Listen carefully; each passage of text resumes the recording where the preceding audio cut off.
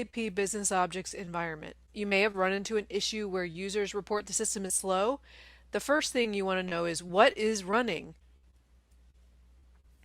360 Live, one of the newest solutions in the 360 suite, will show you exactly what Webby reports are running, whether they're scheduled, on demand, ad hoc, saved.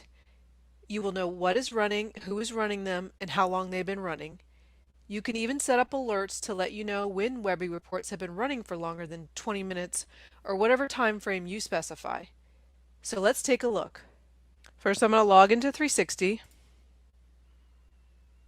go to Monitoring and Watchers, select Watchers, create a new watcher. Okay, give it a title, expand Webby metrics, select Active Webby Sessions, click Next. I'm going to leave the defaults for these options. Okay, so here's my alert. Anytime a report is running longer than 20 minutes, I'm going to receive an email alert. So here's my warning. It's going to be an email. Put in my email address. You can have multiple addresses as well. And I can have these parameterized settings. So it's going to give me the metric name, the service, and the watcher name. I'll click Add and Add Alert. And Next. And I'll keep the default for log and click Add. So here's my watcher, long-running Webby reports. It's running anytime a report is running longer than 20 minutes, I'm going to receive an email, but I can also open it and take a look at what's currently running. So when I open this, it's going to show me all the reports that are running. I can see the user that's running them, the document name. If it's an ad hoc, it'll say ad hoc, what server is running the process, and how long the report's been running. Please let us know if you're interested in a trial. Thank you.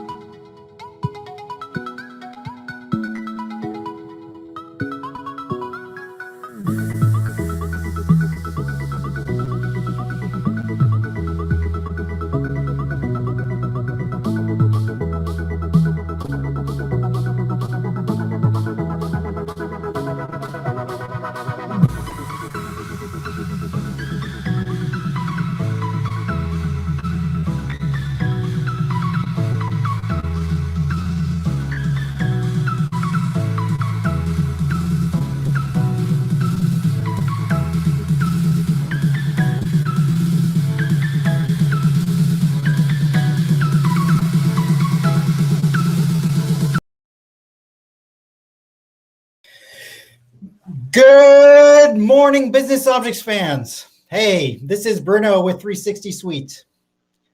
I'm super happy to be with all of you today for this Business Objects Projection Summit. We're going to have an awesome time during the entire day. It's quite impressive today. Over 1,000 of you guys have registered for this event. It's quite impressive. During this day, we're going to have 5 different sessions.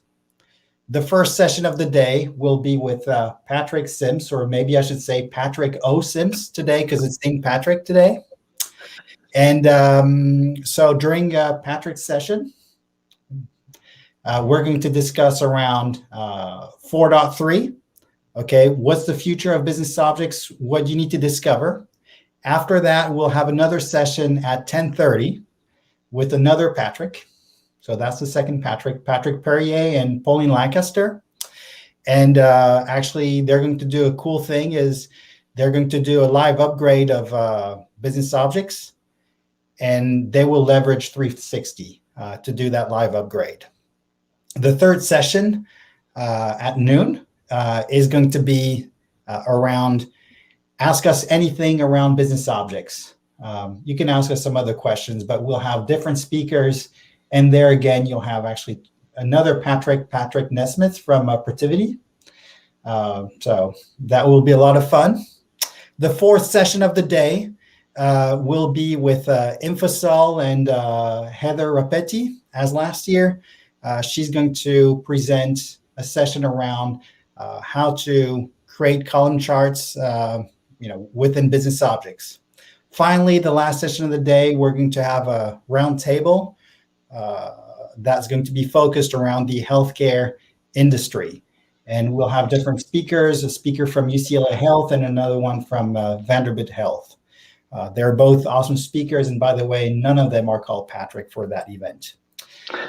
During the entire day, in fact, we're going to have some bunch of quizzes, fun quizzes. And for these quizzes, you'll be able to win Amazon gift cards. And we'll show actually a link that you'll need to log into to go through these quizzes. And these quizzes will be limited to the first 50 people that will be on. So I'm sure that very quickly we won't be able to take everyone for these quizzes, considering that you're 1,000 to register today. At any time on LinkedIn, feel free to go on the left part of LinkedIn where it says chat, and actually you can exchange with your peers. And during the event, as well as usual, feel free to put some comments, and we'll do our best to answer to them during or at the end of the session. So for this first event of the day, we'll have the first Patrick. So I have to warn you again, is today we won't have one Patrick who's here. We won't have two Patrick with Patrick Perry. We won't have three Patrick with Patrick Nesmith. And eventually the fourth one, because we're St. Patrick today. So, overall, I can say we're going to have 4 different Patricks. Patrick, I let you just introduce yourself briefly and then just fire the session up. Thank you very much. Good. Sounds good, Bruno. Thank you very much. So good morning, good afternoon, good evening, everyone, wherever you are. In the American tradition, I'll send you a virtual pinch if you're not wearing green today for my patron saint day. But, normally, Bruno would find me at an annual St. Patrick's luncheon that I go to, but in virtual world, here we are today to talk about BOBJ, which is a fun topic for everybody. I'm with our Global Center of Excellence for Analytics. I've been with the company 19 years, came over via the business objects side of life. So, a longtime lover of business objects, loyalist. Like Bruno, I'm a Webby guy from the old days. Still working on that. Still happy to be there. And that's all I got. So Bruno, I'll start the slides. Let me know if you can see it. I don't see any slides yet. I'm just working on it now. So no worries at all. And by the way, for St. Patrick, it's kind of special for me as well because I'm in Boston. So that's always a big event. So, if you want at the end of the day, we can all meet for virtual drinks or so. So that's something we could do. I'm into it. All right. For some reason, I guess I'm going to have to go with entire screen. So that will work out, Patrick. No worries at all. All right. And while Patrick is presenting, please just make sure that you ask your different questions. So Patrick, yeah, your screen is being shared and we can see you. That's great. Go for it. All right, good deal. All right. So thanks everyone. And as you can see here, this deck actually came from product management, as it should. They're the folks who are doing all this great work for us. So the deck is kind of divided into 2. First is a why of 4.3. And then the second half is what's coming in Service Pack 2.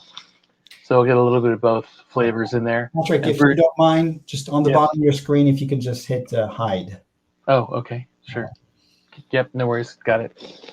Okay, all right, so the usual legal disclaimer, since we're talking about futures, don't make your buying decision based on this, but hopefully you're a nice, loyal stalwart, and it's just cool stuff that you're seeing. And let's start with the most important message to me, which is that SAP is committed to continuing to invest in the on-premise BI suite. There's still a lot of FUD out there from our competitors that BOBJ is dead and all those nonsense. So, I'm always happy to put this as the first quote. And that's also evidenced in our public-facing documents, specifically the BI Statement of Direction that we first put out in October of 2019 and that we've updated for February of 2021. A quick Google search will find that for you. So what does that mean? Well, it does mean that our BI portfolio does in fact comprise 2 key platforms. So first is SAP Analytics Cloud, right? And that is SAP's strategic platform going forward for all of our applications, but also for innovations like AI and ML and natural language and things like that. But there are many who still prefer to manage their applications on-premise or need to, and the BOBJ suite is there for that, and it remains the most scalable enterprise reporting solution that we have out there. And so, we do have those two key solutions. So if we're looking at our investment focus areas, obviously it's on those two platforms. But to me, the more important piece is we also are investing heavily in interoperability between the two platforms. What does that mean? Well, as you're moving to the cloud, or when you want to move to the cloud, we want you to be able to reuse as much of your BOBJ as you can. So we'll talk about some of that with the 4.3 release and strides we've made from the hybrid perspective. So why 4.3? We'll start with that. The three pillars or themes of the 4.3 release are what you see here on the screen. The first and most important to me is we've overhauled the user experience. We'll talk about that in depth going forward. Second in importance, which is a new one for those of you who've been around a long time, and that's hybrid. So that interoperability I just spoke about, making sure that that hybrid theme is key, from not just hey, I'm using on-prem and cloud in parallel, I actually have these two platforms tethered together from a technical standpoint. And then enterprise readiness has always been a pillar of our releases, and so we continue with that as well. So first up in user experience is we have a new BI Launchpad. So one of the big complaints we've always gotten is that BOBJ was starting to feel a little old, a little long in the tooth, if you will, especially when people are seeing new tools like Tableau and Click and Power BI and things like that that just have more of a modern feel. So we started with the Launchpad so that when new users come in, they have a more modern user experience. We call it Fiori-like. So for those who are not in the bigger, broader SAP application family, Fiori is two things. It's a technology that we have embedded in our applications, but also it's a design conceit, and you're seeing the fruits of that on the screen right now. It's big tiles that show, colorful information and factoids, and so we've wrapped that capability into the BOBJ platform and Webby as well. So as of 4.3, this is the new Launchpad experience. We will not ship the existing Launchpad, but fear not, because we're at full functional parity with the old Launchpad. And we've in fact included some new enhancements along the lines of scheduling and publication. So we've even improved it. But all of your content from 4.2, you don't have to do anything to it. It simply functions in 4.3. You're good to go. But we've also updated the BI workspace capability to conform to this new Launchpad, which I think is one of those unhidden gems of business objects. This actually definitely looks a lot more user-friendly. And Patrick, you confirmed that basically it is at parity with... Exactly. That's right, Bruno. So it's at parity, and also, to me, the more important piece, especially for the next session, is when you upgrade to 4.3, you don't have to do anything to your existing content. It simply functions within the framework of this new Launchpad. And the new Launchpad will let you do everything you want, plus new scheduling and publication granularity control that you have. And in terms of training, is it something that's complicated? Because I think it was from 4.2 SP6, if I recall, you've got both modes. Yep. Yeah. So for those who don't know, since Service Pack 5, actually with 4.2, you've actually had the ability to view what this experience will look like as it's grown from Service Pack 6 through 4.3. It's a separate URL that you can enable without having to do any work either. So for those of you, if you talk to your administrators out there in 4.2, you should be able to see what this starts to feel like. Actually, from a training standpoint, Bruno, I would say it's easier and less intrusive at all. I think it's more in the modern user experience sense. I think it's more kind of easy to pick up without even having to look into sort of education. I think it gives you more visual tabs on where to go and visual indicators, and I think it's much more self-explanatory in a way. Thanks a lot, Patrick, because I know that's a big... we've got lots of questions around that, because a lot of people say, hey, I want to upgrade, but I'm really concerned about the new Fiori look. It looks great, but I've been used to... Yeah. In fact, if anything, I think when you're bringing new users in, it kind of has that app tile look and feel to them. So, a whole generation that's really been brought up on smartphones and things like that, I think they'll find this a more natural experience regardless. And just, while we move on, just I'll let you move on, Patrick, and I'll just ask the first question to the audience. By the way, on which BOBJ version are you guys on? So please put some comments. Go ahead, Patrick. I'm hoping we don't find any R2s out there, but you never know. Okay, so the big news though in 4.3 to me is the new Webby client. So Webby has gotten a massive overhaul, and as I said in my intro, I'm an old Webby guy. I love Webby. I think it's the best tool out there. We've done some great things with it. So first and foremost, it's now a single client. So whether I'm on the web or on the desktop, and ultimately when we move to the mobile device as well, and whether I'm a viewer or a designer, it's all the same user experience, which is key, right? So, Bruno mentioned training on just the Launchpad piece. Well, the training motion for Webby itself, I think, becomes much easier now as well. And once again, in terms of capabilities, the query panel is at full parity with the Webby Java applet and the Webby Rich client from Service Pack 7 on. It's all HTML5 now, so no more Java, which should make a lot of you happy because can't imagine how many times we get complaints about Java versions and things like that. So that's all gone now. And it's kind of got that Fiori design conceit at its heart as well. One thing that actually 360 and Bruno have been great at trying to advertise too is that if you look at Webby as kind of the original self-service ad hoc tool, it was really still thought of more as operational reporting or ad hoc reporting from that perspective. But we've been doing a lot in terms of the UI to really enable it to be more visually compelling. And so a lot of people are using it as a light dashboard tool, which, for most people, the term dashboard doesn't really imply something that's heavily coded with a lot of guided pathways. So really, I think more and more we're seeing a lot of our old customers like yourselves who are using Webby as their dashboarding tool for those lightweight use cases. And I think that's a huge thing. And Bruno's helped us advertise that and show some of the benefits of that. Then the other key thing is we've rejuvenated the user experience in terms of simplification. So gone is the double ribbon from Windows circa 2008. So it doesn't look as complex as it used to, which I think we could all agree when we're bringing new users in, it's been daunting for them to look at Webby like, oh my gosh, where do I go? Where do I start? So we've replaced that with a lightweight menu ribbon at the top, not ribbon, bar. So that lightweight bar, and then we've got panels that come in from the right-hand side to build and format and design. So, you bring those panels in only when you need to, which is a key thing too for saving space as you're designing as well. So the other big thing about this is the screenshot you're looking at. For those of you who have looked at Analytics Cloud or Lumira, you might say, hey, you know what? This kind of looks and feels like that.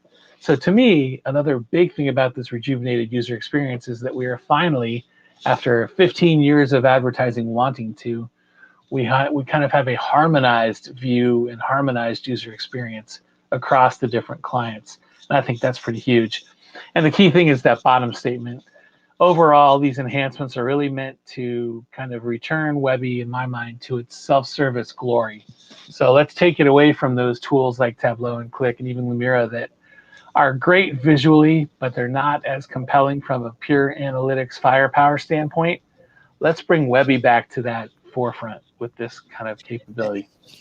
And I'm glad you say that, because initially when BOBJ was created, the intention actually was to have business objects as a self-service where exactly in the old days, if you needed some information, well, damn, I have to go and see my DBA and wait for a couple of days and the information wouldn't be as accurate. And, that was the whole idea behind business objects where, you've got self-service and leveraging universes. And just a little story around that is, at the time, if you speak to the business objects co-founder, Denis Père, talking with him, he said, Bruno, before I created business objects, I created something that was called before Easy SQL. So that was the idea, which at the end was not so easy. Right. That's why you have to go towards business object. You have to create the semantic layer, but the whole idea was self-service. Yep. And that's the thing too. I mean, I think that the semantic layer, always was the secret sauce of business objects, and I still hold it as the best thing out there, because really, self-service is great, but if I'm not someone who even knows what SQL stands for or had ever used it, having that kind of the semantic layer to help me through it, I think has always been a key thing for us. And a lot of the Tableaus and Clicks of the world, you still have to sort of know what you're doing from a data standpoint these days. And I think the universe is a key thing for that. Any other thoughts, Bruno? No, I was just looking Right. at the versions of business objects, and I think, Patrick, you scared everyone. I have to tell you, because Uh-oh. people that have got old versions, they don't want to say anything because they're probably afraid of their peers. So, frankly, right now, out of all the answers, I don't see anybody with 4.1. I see somebody who's got some Desky still. Wow. Okay, yeah, no, I see a 4.1. Yeah, you're right. I see 4.1, but frankly, pretty much everyone is in 4.2, and we've actually see 2 persons that are in 4.3 and 1 person going to 4.3. So That's great. uh, Yeah, I think we've seen kind of a renaissance of BOBJ itself in the 4.2 release, and a lot of people over the course of the last 2 years that we've seen, for what limited resources we have in terms of tracking what versions people are on.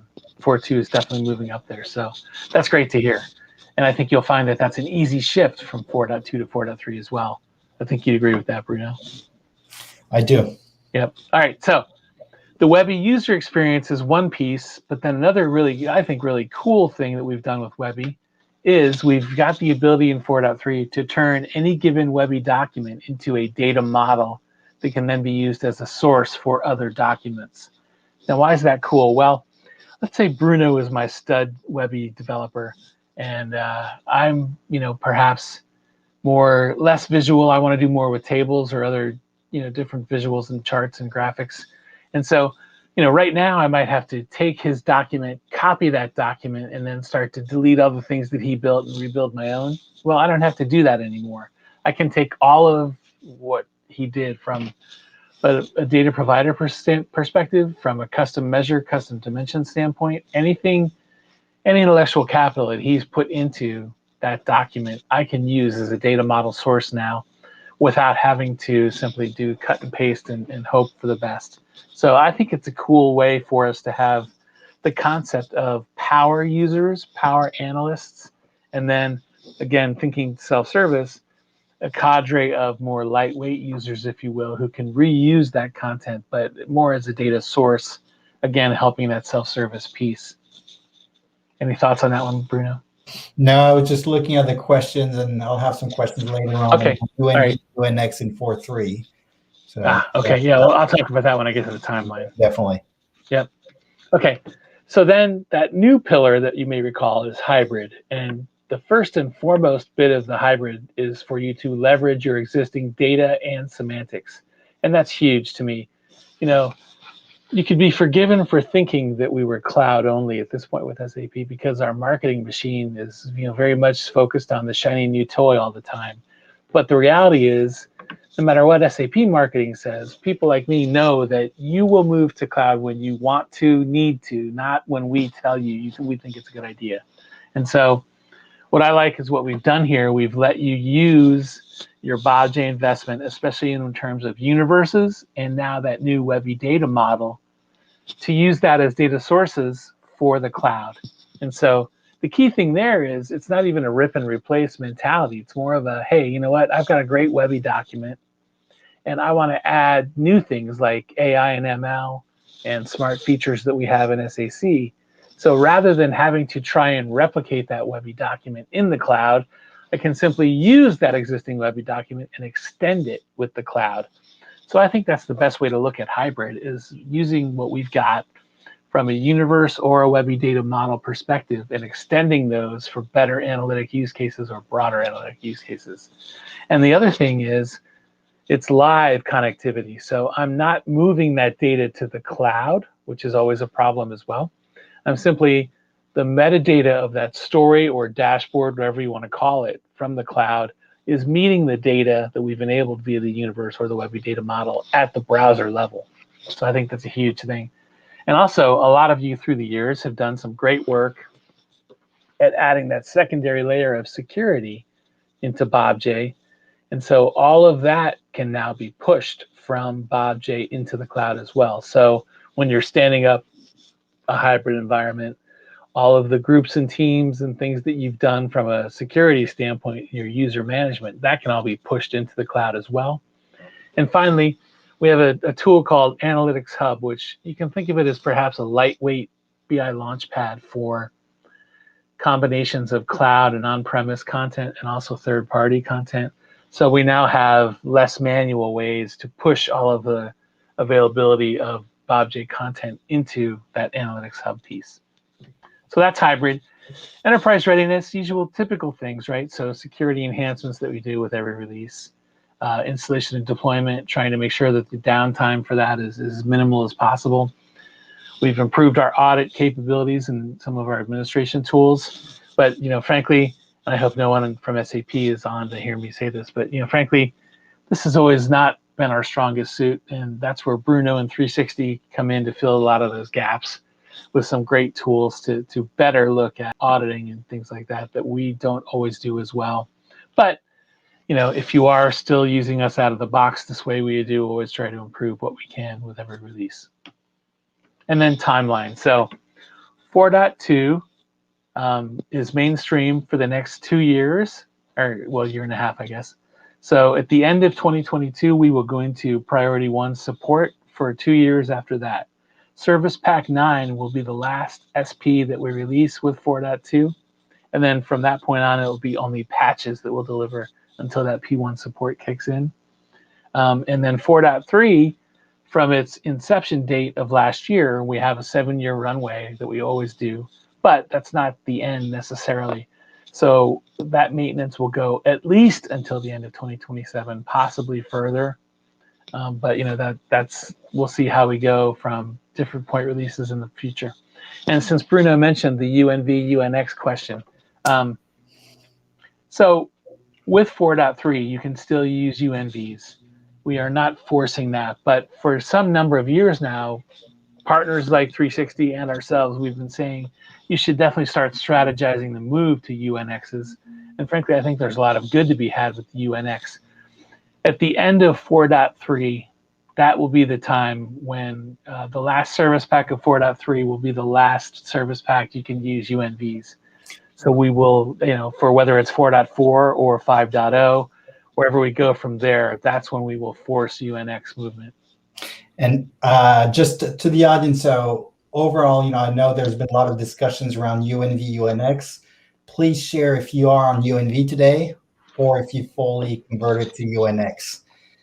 It's always actually quite surprising that UNX has been there for so many years. Yes. And that so many of you are still on UNVs. And frankly, it's when you do the upgrade to 4.3, it's just the time to do it because now it's official, is going to go away. So just I think that's a great point too in upgrades generally, right? That's always a good time for you to take stock of what you've done in the prior release, whether it's 4,000 reports, whether you're using them or not, or things like looking at the semantic layers. It's always a great time to review. And the conversion, I think, since 4.2 SP5 definitely got a lot better. Yep. There's still issues around reporting, and that's where 360 is able to automate the entire process. But honestly speaking, it's so much better than what it was. So. Yep, I agree. Just make sure you get it done. And by the way, on the other questions we had is I saw one person who's saying one of my clients, so is still using XR2. So at least we got one. It still happens occasionally, and I think we had a chat recently where typically we see more people with older versions if you go like in Japan. Yeah, Japan was always the last one I saw. They're always a little bit slower in that regards, but it's not so common. To be seeing that, and I see a lot of people are saying, UNV, what? Pretty much everyone right now. I mean, there are a few exceptions, but pretty much everybody or the majority of people are actually, I think, in UNV. So I see more UNX Okay. now. That's quite interesting. So I mean, for me, the greatest thing I loved with the UNX was just multi-source universes, right? Let's not have the users have to do the combinations of multiple universes at the report level. I love having that data federation capability within the UNX. That alone would have been a reason for me to switch if I was doing it live. But yeah. do you have some other compelling arguments for people to go to UNX? Well, I think the shared development environment is easier when you're doing a UNX, and I think the reusability of pieces of your UNX are easier to do than we had with the IDT and UNVs. That's probably the biggest thing, though, is that I think faster time to develop and better collaboration when developing, and the multiple sources. Those are my biggies. Okay. Yep. All right. So, and when you're looking at 4.3, there are some 4.2 features that did not make it into the current release, which is Service Pack 1. And you can see them listed here, shared elements, extension points, things like that. You'll be happy to see that, are they coming back in 4.3 Service Pack 2? Yes, for the most part. So the only exceptions to that are the sending to FTP, HANA Online mode, and standalone Webby Rich client. Zabo's back in 4.3, which I think, for those, a lot of old timers, hey, Zabo's always a happy mode to be able to be going into. And queries as a web service and documents as a web service, they still function from 4.2 to 4.3, but you can't edit or modify them or create new ones. We're replacing that concept with OData, and we'll talk about that a little bit further in Service Pack 2. All right.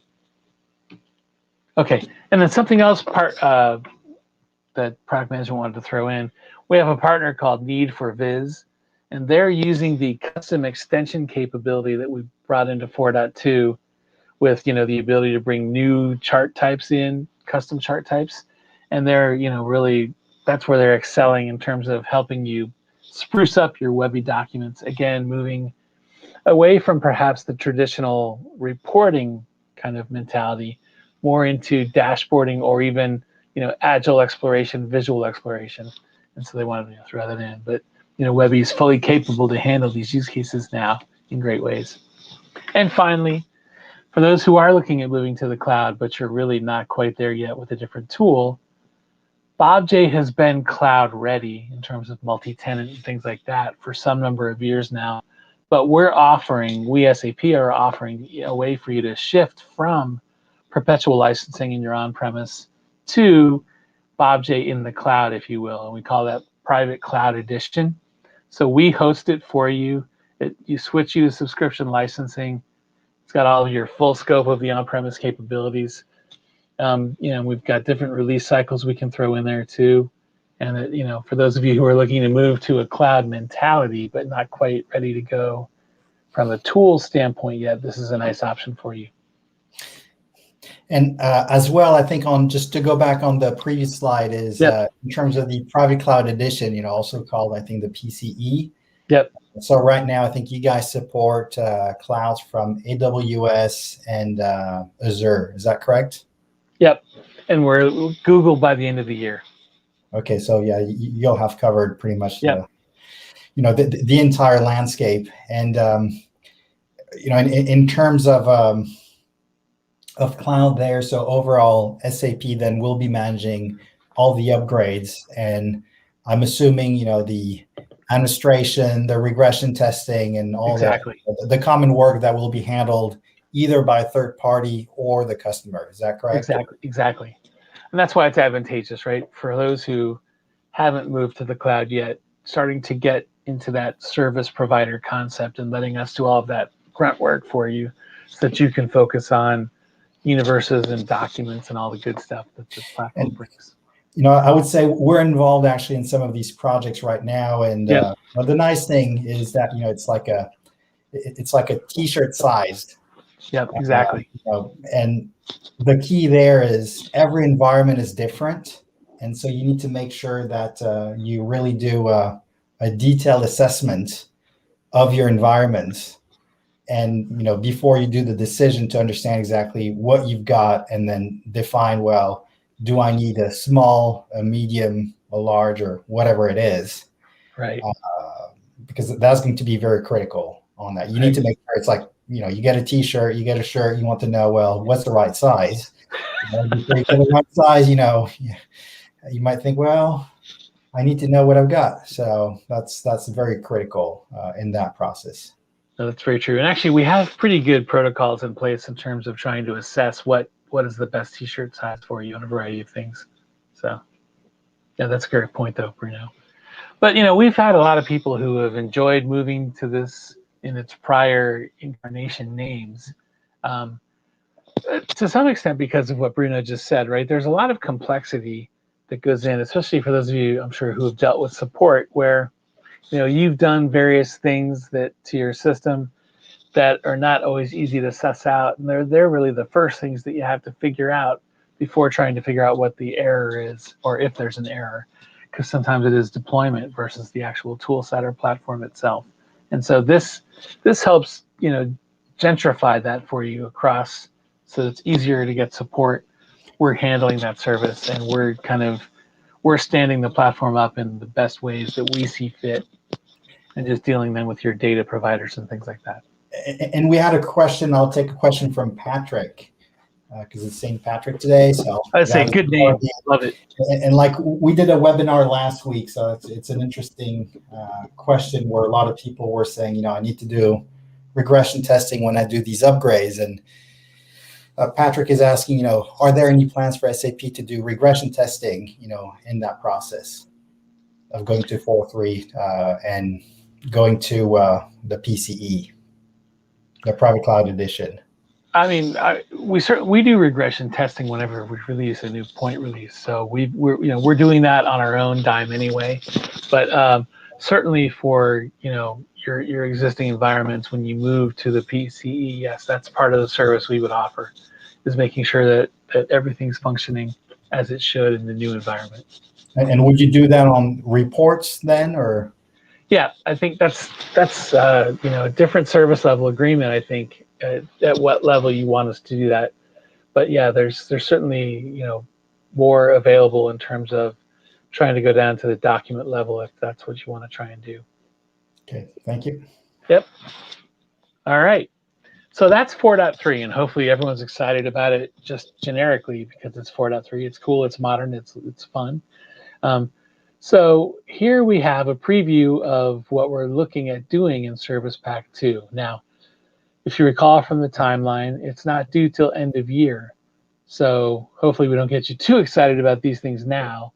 We'd rather get you to 4.3 and get excited about it. And then at end of year, this will be your Christmas present, right, of the good stuff in Service Pack 2.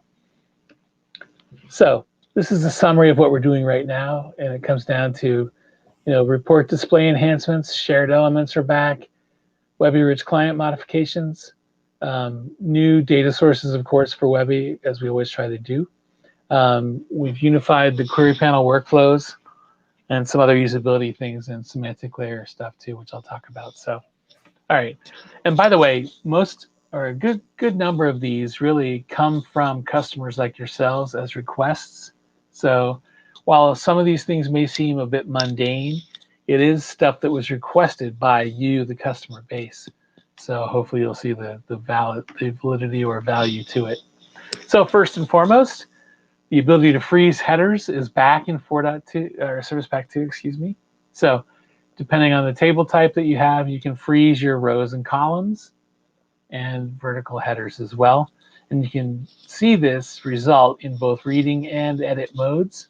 So it's pretty, again, standard, I would think, but it's one of those missing things from 4.3 that's back. And we even have a little quick video of what it looks like. So if I'm looking at a table of raw data in a Webby document, I'm scrolling up and down, and then I right mouse click on the table, and I invoke the freezer pane widget. So there it is. So I'm going to go ahead and freeze headers, or freeze my rows, excuse me, and I tell how many rows I want to freeze. Click OK.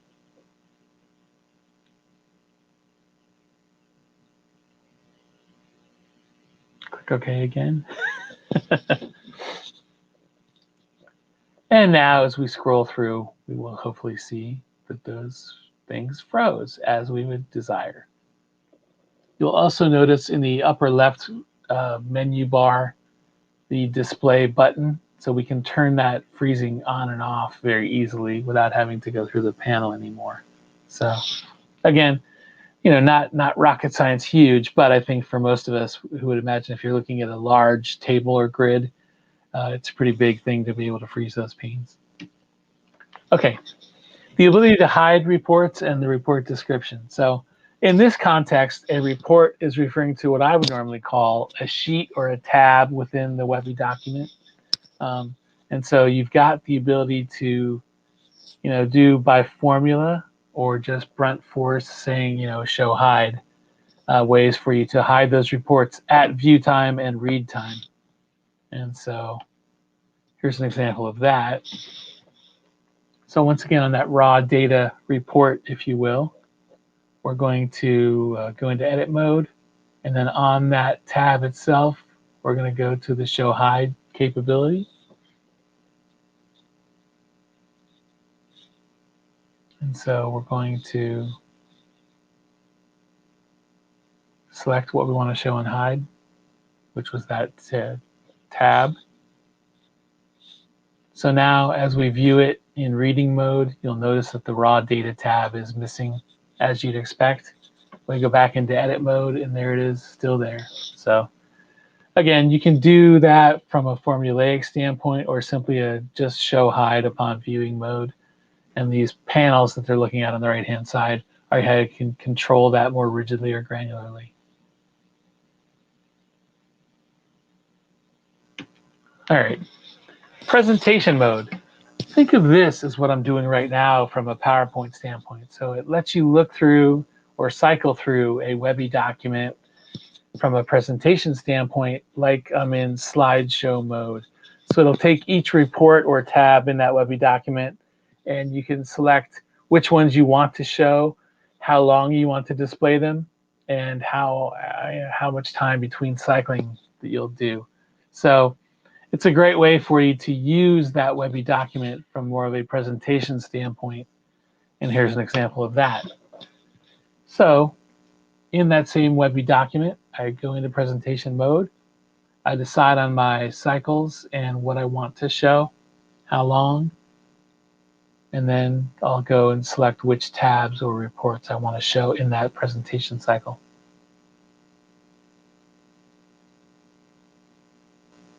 Select a few there, and then click OK ultimately.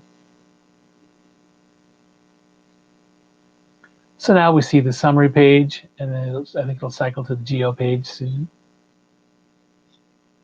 And then the KPIs. So yeah, I think you get it though. It's pretty easy.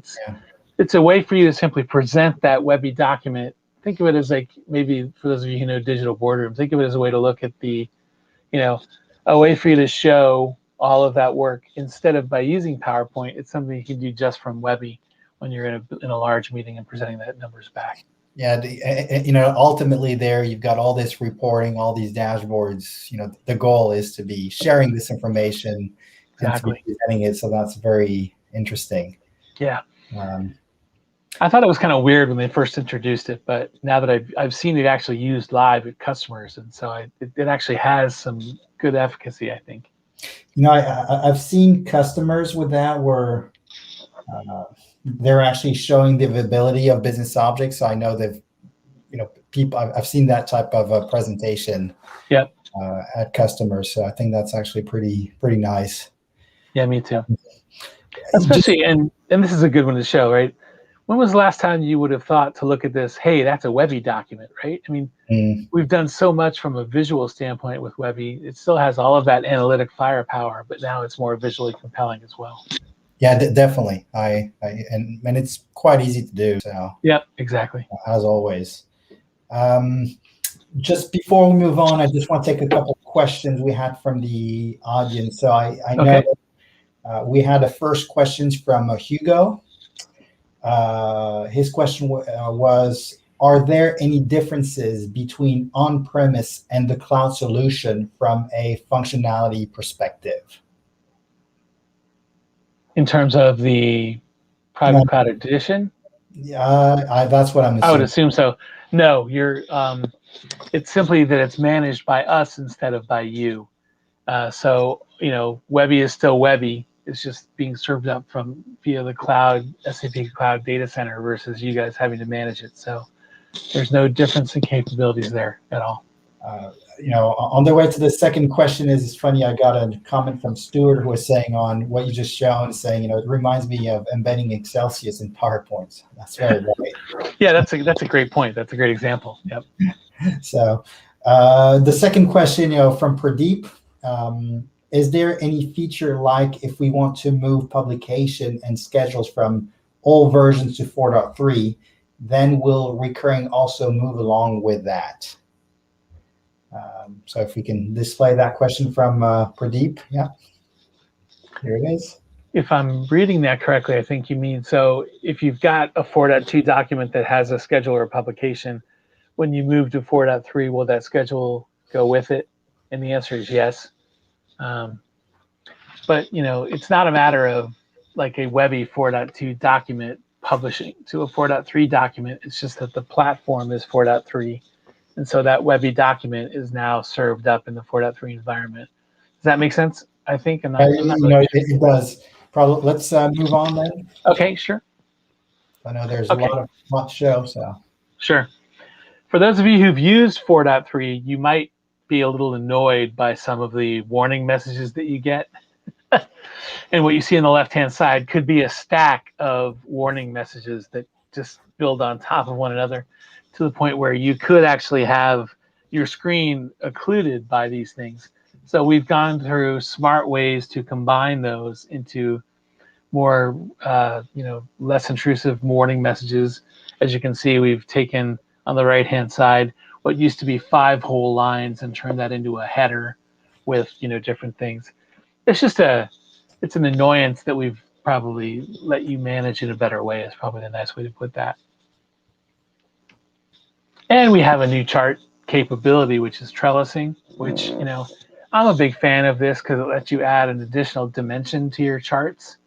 And so here we're looking at the same area chart for multiple combinations of country and region. So I think trellising is always a good thing for us to have in any analytic visualization. So it's nice to know that it's there automatically.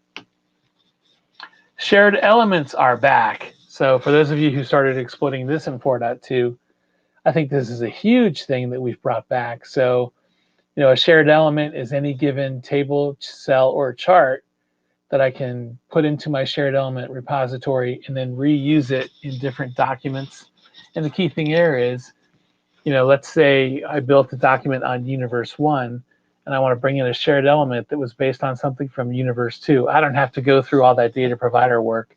When I select that shared element, all of that underlying capability simply comes with it. So all the resources that made that shared element come with that shared element.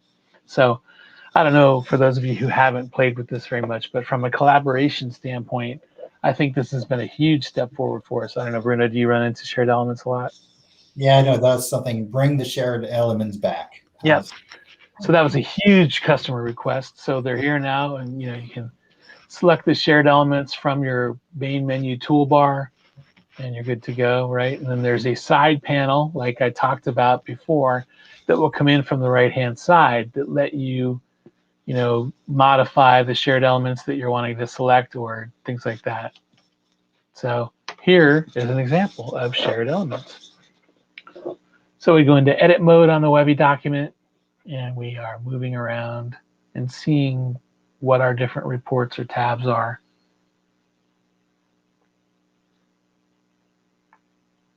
And I apologize, I didn't make the videos, so I was trying to interpret what they were doing as I was viewing the thing when I first got it.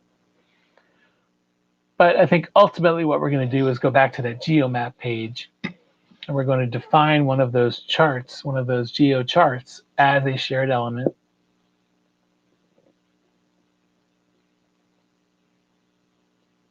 Yep, here we are. So we're going to take this middle one,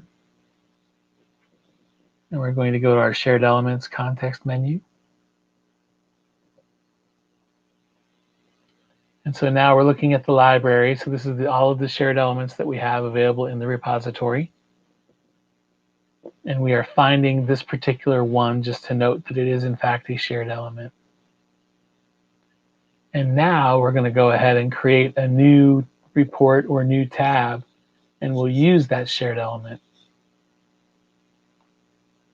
So + to add a new report. And we'll go back to the shared element menu.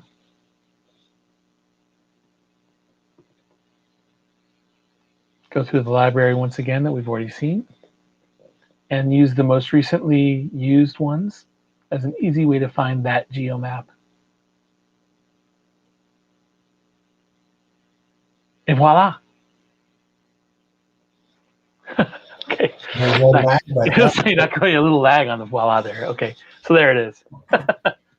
But again, I think it's less cool in a report itself as it is, again, with the concept of Bruno, my stud Webby developer, built some cool stuff. I want to reuse that in my own new document. That's really where the shared elements start to bring more value from a collaboration standpoint. that's very slick. Hey, Patrick, I've got a question for you. Sure. If we all promise you that we'll upgrade to 4.3 quickly, will you be? I'm going to hold you to that. Will you be releasing SP2 faster this summer? I don't know. I can't speak for product management. I would imagine if there's a way to bring it forward faster, they will do so. I would also imagine that hopefully perhaps some of these things might show up in patches before the full release, but I cannot speak for product management on that one. I can certainly look into it for you, though. Bruno and I can try and send wine to Gregory over in Paris and see if he'll, jump to what we were after. Well, today it's Guinness. So yeah, that's true. That's right. Or some Irish whiskey, That's right. Okay, Webby Rich Client. Probably the biggest thing, and as Bruno mentioned, we did a webinar last week, and one of the things people were asking about the most was, can we get to local Excel files so that I don't have to upload that Excel file into the BI platform in order to use it? And yes, that's back now in Service Pack 2. So local data providers, whether it's text or Excel, and the ability to refresh on the server is back. Woohoo! All right, new data sources. So I'll go into that. So as I already mentioned, query as a web service and document as a web service that you have right now will still function, but you cannot create new ones or edit those old ones in 4.3. So we're switching that to two new use cases where instead of a query as a web service per se, we're going to generate an OData link from a block or a cell or a table so that other products can retrieve that data from the document as they would do today with the QAs or DAWs. And then you can use an external website as well via OData as a data source for Webby. We also are going to allow you to use Google Drive as a data source repository. So you'll be, and I think we explained that on the next slide, right? So first, generating the OData piece. So we can generate that OData link for other tools to use to grab that data. And then Webby can now use OData links as a data source as well. And then the data source piece, so Google Drive. So with your Google credentials, you can sign in via Webby and look at Google spreadsheets, text documents, and the Microsoft Excel files that you have stored in Google Drive and use those as data sources. So I think that's huge. I think a lot of people like to use Google Drive and other similar, SharePoint, things like that. So I think that by moving to Google Drive, which is one of the more common ones that we've seen and had requested from customers, I think this is a great way for you to, share data that you'd want to do analysis on. You can also export now to, Excel, PDF, HTML, text, and CSV. You can download that locally or to Google Drive or the BI platform repository if you so desire. So again, something we've brought back that should have been there all along, if you think about it that way. And then when you're in the data source selection before you get into the query panel, we've now organized those by category. So we've got your BI platform pieces, your local pieces, the Google Drive aspect, and then any web services that you'd find as well. So it's all right there for you when you are starting to select a data source. It's easy to see. And then on the query panel subject as well, one other new thing, we've combined what are right now 2 different workflows. So there are 2 flavors of the query panel. First is for the semantic layer type, universes, UNXs, WIDs, etc. And then the custom or local data provider type, for spreadsheets, text, SQL, OData, etc. So right now, these are 2 different query panels with different capabilities. So in Service Pack 2, we are combining those into a single query panel, and then the query panel will simply understand what it is looking at from a data source. So for instance, we won't have aggregation available for universes if we don't have the right types. And, we won't be able to do hierarchies in a text file, things like that. So that'll just happen automatically, but it'll be a single query panel user experience. So I think, again, for end users, that's nice to not have to train them up. We had a question from Pradeep, a quick one. He wanted to get some clarification. Query as a web service will migrate, or we have to create new in 4.3 using OData? No, that's the new way to create new use cases of what was query as a web service. So the old queries as a web service should cascade into 4.3 and be usable. You just can't modify them. You can't create new ones. So the old ones are there, but if you're going to go down new pathways with that, you have to do this new OData method. Thank you, Patrick. Yep. Okay. So again, to single query. Actually, Pradeep is, any conversion feature like report conversion. So he just added that. Okay. So you don't have to convert reports. As we were talking about earlier, you simply turn on 4.3 and those old documents that you created in 4.1 or 4.2 simply render appropriately. Excellent. Thank you. So that's one of the nice things. And again, for the next session, when they talk about upgrading, that's key for you to know, is that you don't have to go through any process of trying to upgrade content. You're upgrading the underlying platform, and it will give you those new user experiences, but on the old document without you having to modify the authoring of that document. Okay. So another usability enhancement, people are always asking about prompts and input controls. So the prompt dialog box that we have in Service Pack 2 will now display both the prompt itself and the selected values. So it's a nice 2-panel wizard. And in terms of input controls, you've got the ability to show more from the hierarchy tree and also resize that input control option, which, it's always a kind of a formatting thing that people really like. And speaking of formatting, the format painter is back. So, that's something that, excuse me, I had to grab some water there. Excuse me. The format painter is always a nice thing. That's back. And date time pickers are functional now. So people who prefer to use calendar objects instead of typing in their bad date, it's all good there. Yeah, that's always easier. You've got a better, it just goes towards self-service. So that's exactly. That's very, very welcome, and just going. Again, it's really back to that modernization aspect, right? So those users who are coming on who expect these sorts of things just to be there, it's there. So that's good to know. Hyperlinking to document targets is back. That's another huge thing, especially if you're doing things like using Webby as a dashboard, where you're going to have guided pathways from document to document, from aggregate to detail, things like that. So the hyperlink window or wizard is back. So that's all nice and good. I've always been a big fan of this capability.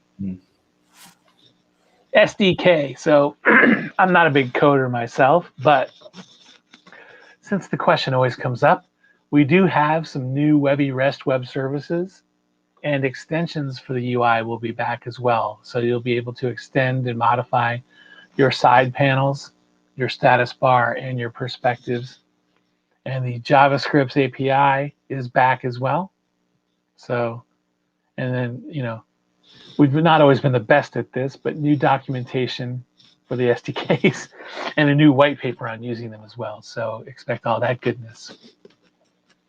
And then this is a repeat of the timeline, so I'll skip through that real quick. And then in terms of product direction, where are we going? So, Service Pack 3 and beyond, we'll be looking at Webby alerting, adding trend lines, the ability to turn them on and off very easily.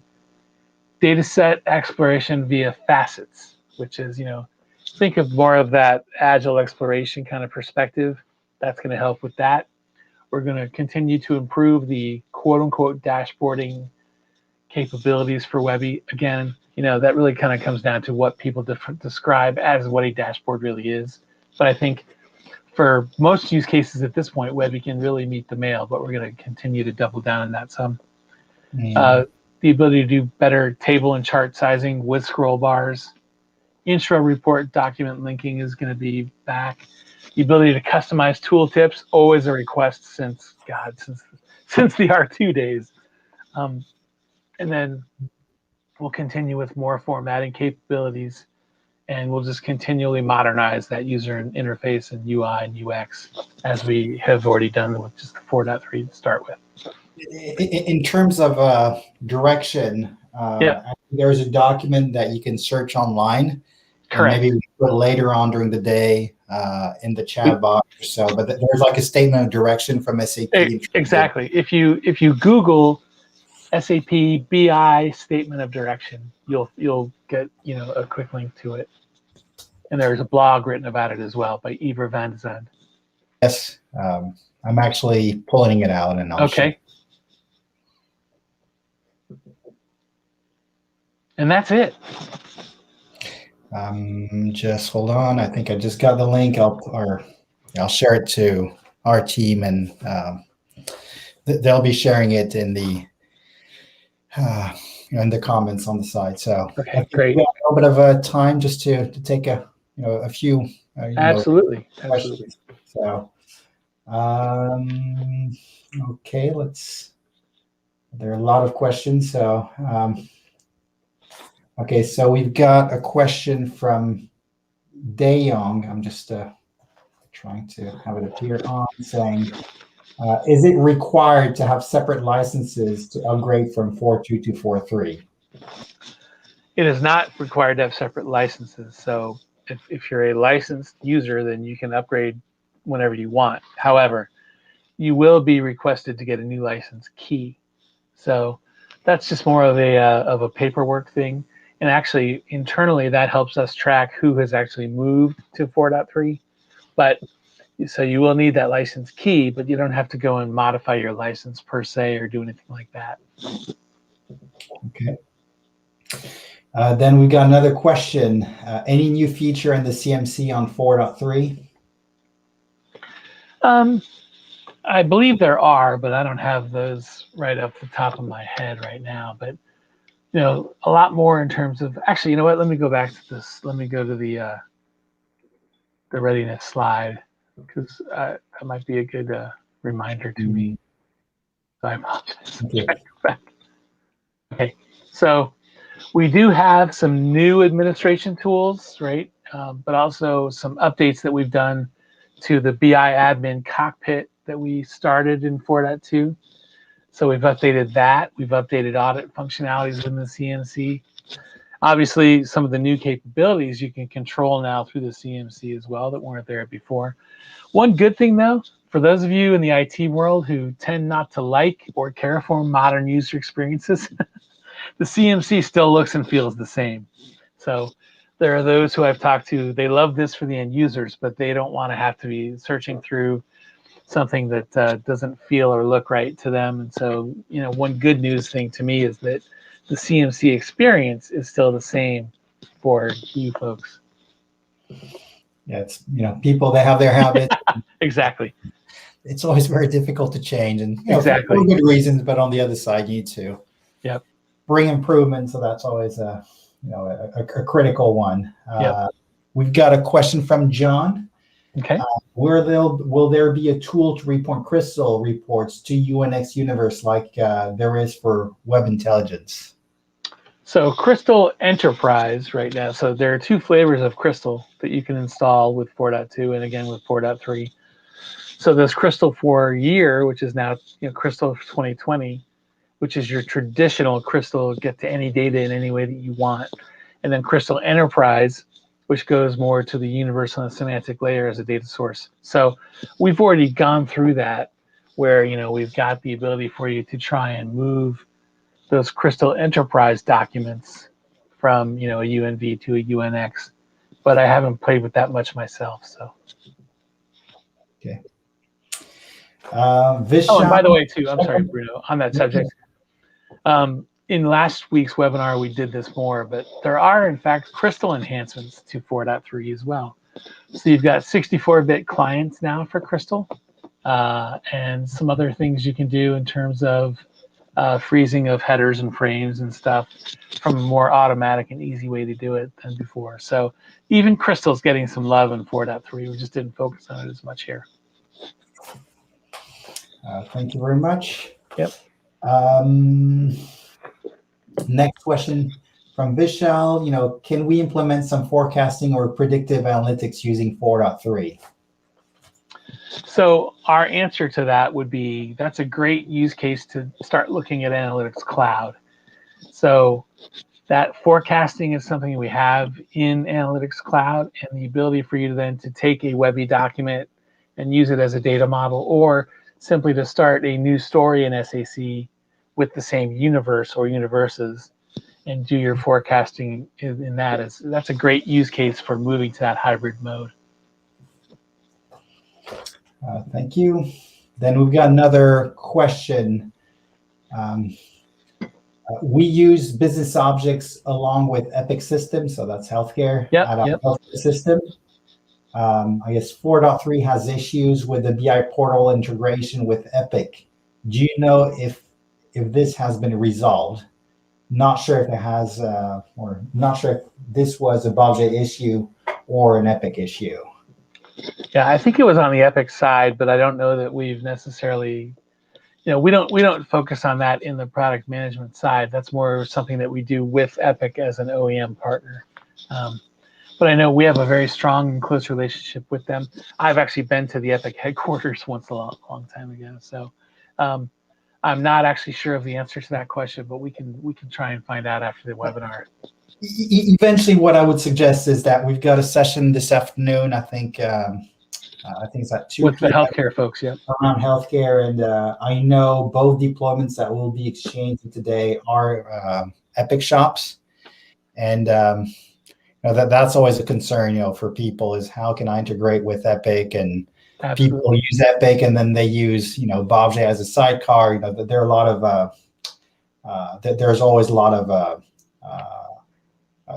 questions around that and integration to be done. So that's always one thing I will say, that I do know that a lot of the SDKs and APIs did not change going to 4.3. There are new ones that I talked about with the Service Pack 2 piece, but by and large, most of those old integration points should still work in theory. And by the way, in terms of predictive, just to go back on that question, I know actually it was UCLA Health that presented. Because you want to get an overview of your business object. So overall, I know that there was a presentation done by UCLA Health around how they use predictive, and I think there will be a paper or a post released by SAP around doing R in Webby. Okay, yeah, there are ways to do the custom extension points with R now too. I've not seen that. That's not something that we provide you that R capability out of the box, but that's something that you, the customers or partners, would do, actually invoking that R and getting better things done with it. So yeah, thanks, Bruno. That's a good point. And leveraging metadata there is very, very valuable for that. Yeah, that's huge. Um, okay, I think the next question. Did I ask the question from Ricardo? Shared No, I don't element. think. I don't think so. Okay, Ricardo was asking shared element. Will they bring customized formatting as well? It should be. I don't know for sure, but I would think that the customized formatting of those shared elements should be there. Yep. Okay. There was another question. I can't find the gentleman who was asking the question, but he was asking, can you confirm from when UNV will be removed? Right now, 2020, the end of 2027 is the earliest it might be removed. Great. Okay, next question. What are your tips to convince business users? That's always a fun one, to move from traditional Webby to, purified Webby. To me, it's what we have found is that a lot of users who were afraid of Webby now are not afraid of it. So I think sometimes it's as simple as showing them that, hey, you know what? This is not a scary, daunting tool. It's something I can actually use in a much more simplified fashion now.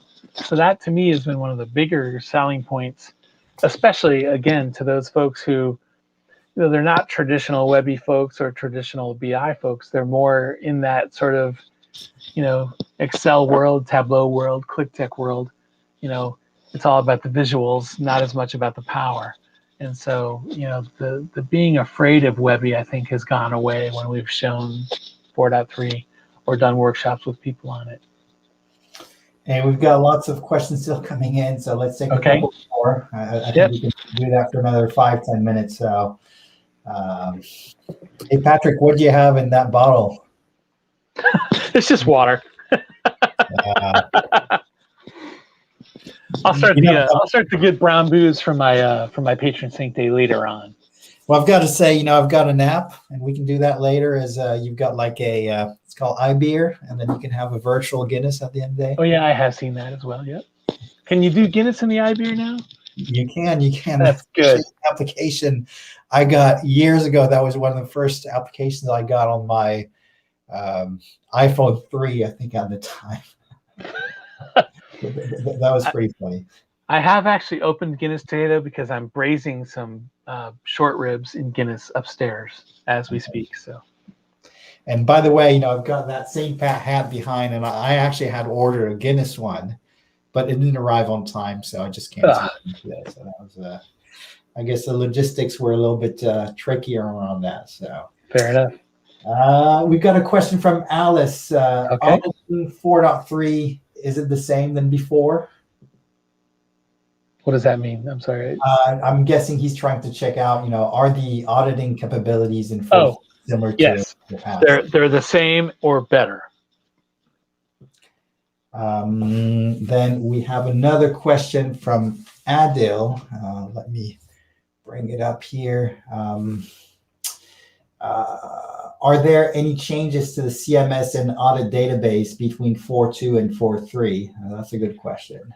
I don't think changes to the database itself, but I do think that we've changed the monitor in the cockpit that you view those audit capabilities with. And I'm sure that's because there were some old issues. I think it was back 4.0 or 4.1, and yep. I remember there were some concerns around that. And in the way back, yep. Okay, we've got another question here from Matthias. Just let me appear it now. Is there a plan to fusionize BO, so BOBJ, and SAC, so that one day we have Webby reports with an SAC? Interesting. So there's no migration or conversion per se, but you can actually, we've had people do it now where you can kind of surface a Webby document through an iframe in an Analytics Cloud story. So you can actually do that today. It's not elegant, but it's there. The other way we're looking at that is that Analytics Hub capability I mentioned, so that you can have a Fiori tile, for instance, that said finance, and you could have maybe 3 links to 3 SAC stories related to finance, and maybe a fourth link to a Webby document that shows more of, and in that case too, you could use each tool for its better purpose, right? I mean, Webby crosstabs and grids are a heck of a lot better than tabular functions within SAC. There are other block reporting things you'd want to do with the Webby document that you wouldn't want to do in SAC, but the ability to use both for analysis on the same data via the same universe, I think that's a key example for the hybrid piece. Okay. And just by the way, just keep on asking your questions. I know we won't have time to cover all of them, but actually behind the scene you don't see, but we've got SAP product that's going to help us to answer to all these questions as always. So we'll take the time to answer to them, to all the questions we haven't covered today. So please, continue to ask your questions on that. Okay, will there be a recording of this event made available? Yes, there will be. So it's going to be available on LinkedIn, and then also you can go on the 360 Suite YouTube page. And I'm assuming as well we'll have a link on the Webby for Me page. So you see here, you can actually see the address of the YouTube page. So you just go on YouTube and then select 360 Suite channel. And then from there, you've got all the content from all the past webinars that we have. And of course, the event of today, will appear on our YouTube channel. So it's always available, and it's something that you can always go to. As well as we've got a virtual booth where you've got all the white papers that we have, all the blog articles, all the ebooks that we've published around how to migrate, how to upgrade, how to go to the cloud, how to handle security. So just feel free to to visit our virtual booth. So the address is on the bottom. So www.booth.360suite.io, and you're more than welcome just to go and visit that. So. And from an SAP perspective, I'll give a plug on that. I visited that booth. It's pretty good stuff out there, Bruno. Thanks. So that's it's kind of nice, and it just probably still misses the good old human side that we had exactly. or actually at physical events. And I'm just looking forward to do all these events back in person, all these user groups, and all these conferences, and talk about which I think it's this week. This week would be Insider normally. Yes, and actually there is a virtual conference for Insider, and we'll be sharing later today a link that we have from Red Cross that actually is presenting at Insider. So Ken. Yeah, Ken Coleman. Ken Coleman. Yes. He's always a great, he's a great advocate of the use of the universe and interesting and good things you can do with the universe, whether it's on-prem or cloud. So he's great. And we'll be sharing that link of his session that he's got at Insider this week. So, and there's always a lot of valuable content around that and how to do things. So there are always lots of, tricks on that and tips on that. Absolutely. Let's take the last question before we split, Patrick. And sure. Okay, from a LinkedIn user, can we schedule to FTP in 4.3 SP2? No, FTP is not one of the options now. Okay. Thank you very much. So, overall, Patrick, it was really great to have you. All right. Well, thank you, Bruno. As always, we had a good time. I'm looking forward to come over and visit you tonight, and have your barbecue and taste the Guinness with you. Yes, sir. Thanks a lot for inviting me. I really appreciate it. I'll need to find a plane just to go from Boston to DC. Yeah, that's an 8-hour train ride, so you don't want to do that. So. I'll just get a jet or something. Oh, there you go. So overall, we're going to have the next session that is going to be at 10:30. So the next session is going to be a live upgrade of BI 4.3. So there we'll have the second Patrick O'Perrier for the day. Patrick is going to show with Pauline, how can I go to 4.3 with 360? At the end, people want they want methodology. They want to see, well, how can I do that? and how can I do that more efficiently, faster, cheaper, safer. So that's the whole idea of the session. Yeah. And so there we'll have Patrick, Pauline, and also we'll have Scott Farley, who's going to moderate the session. And I think you'll all find that's, more compelling than you realized it would be, more easy. And I think it's a lot easier than what it used to be. That's well, it's huge. You probably don't want to talk about the past on that. Yes. Right now, we're not supposed to say any more migration. It just should be an upgrade. So yeah, exactly. So in the meantime, in between the sessions, so we'll have basically a brief video during this break, and where we'll be actually introducing a solution that we've got that's called Bobcat that allows you to very quickly test and scan your BOBJ platform. So that's very easy, and it's going to help you to do all that sizing effort to go to to the private cloud edition. So that was one of the reasons we've done that. And also, there's going to be a first quiz. And the goal there is just to test your BOBJ knowledge. So it's going to be very, very, very, very difficult just getting. It's very simple. So just take it, and it's going to be limited to the first 50 people that will join. And we've got like $15 Amazon gift cards to give away. So it's kind of fun. A lot of fun questions on that. So again, thank you very much, Patrick. It was great to have you today. And thank you, Bruno. Tonight at your barbecue. Happy St. Patrick's Day. Send me pictures. Will do. Thank you. Take care, everyone. Environment. I'm going to show you how you can do this in less than 5 minutes. You simply need to complete the form to the right. This supports BI 4.2 SP3 or higher, so as long as you're on that version, this will work for you. The first thing we need to do is get the RESTful URL from your business objects environment. You can get this from the CMC, so let's log into the CMC.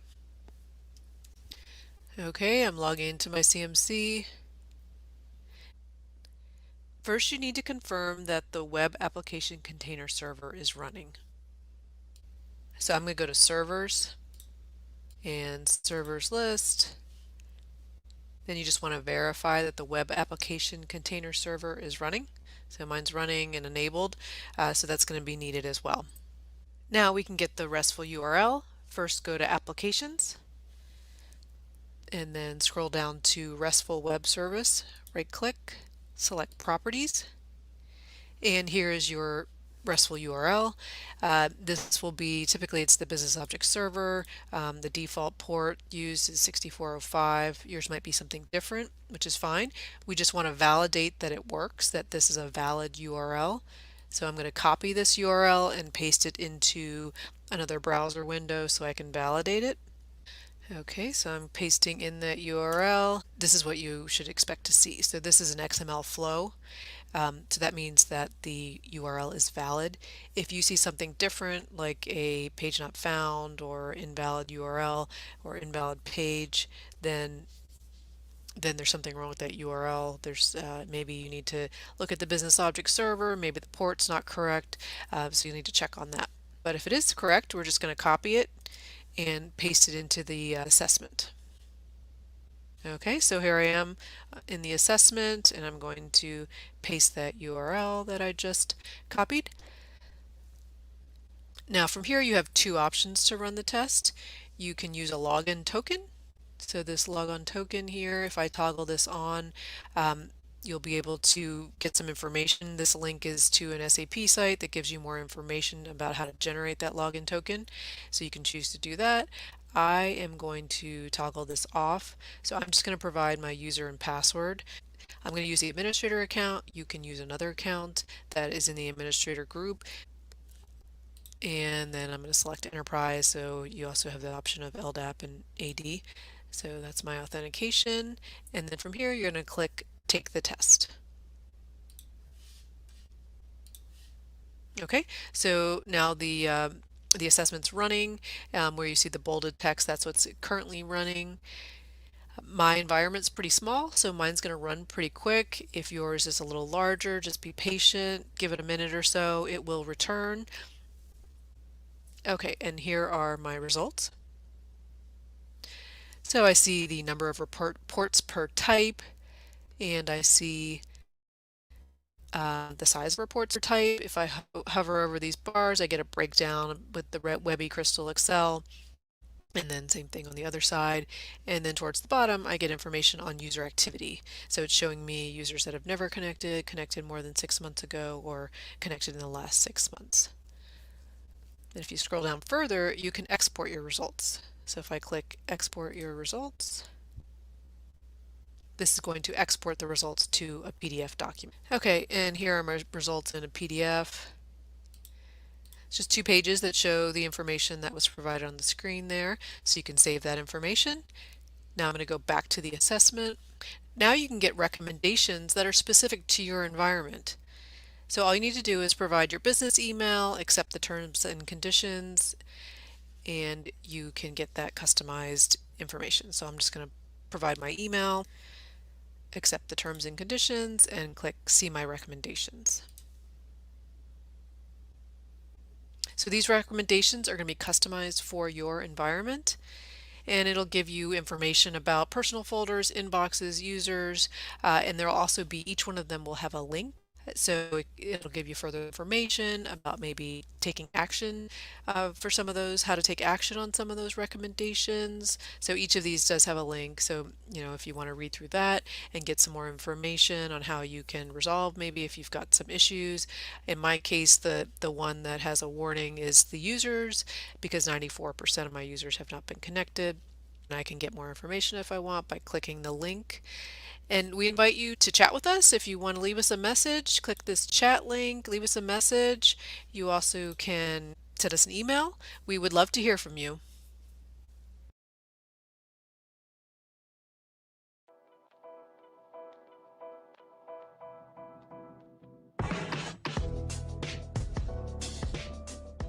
Hi, this is Pauline from 360 Suite. The topic of this video is to demonstrate how to do impact analysis on regressions found in business objects. Regressions can often occur after a service pack update, maybe you do a database upgrade, a change to ETL.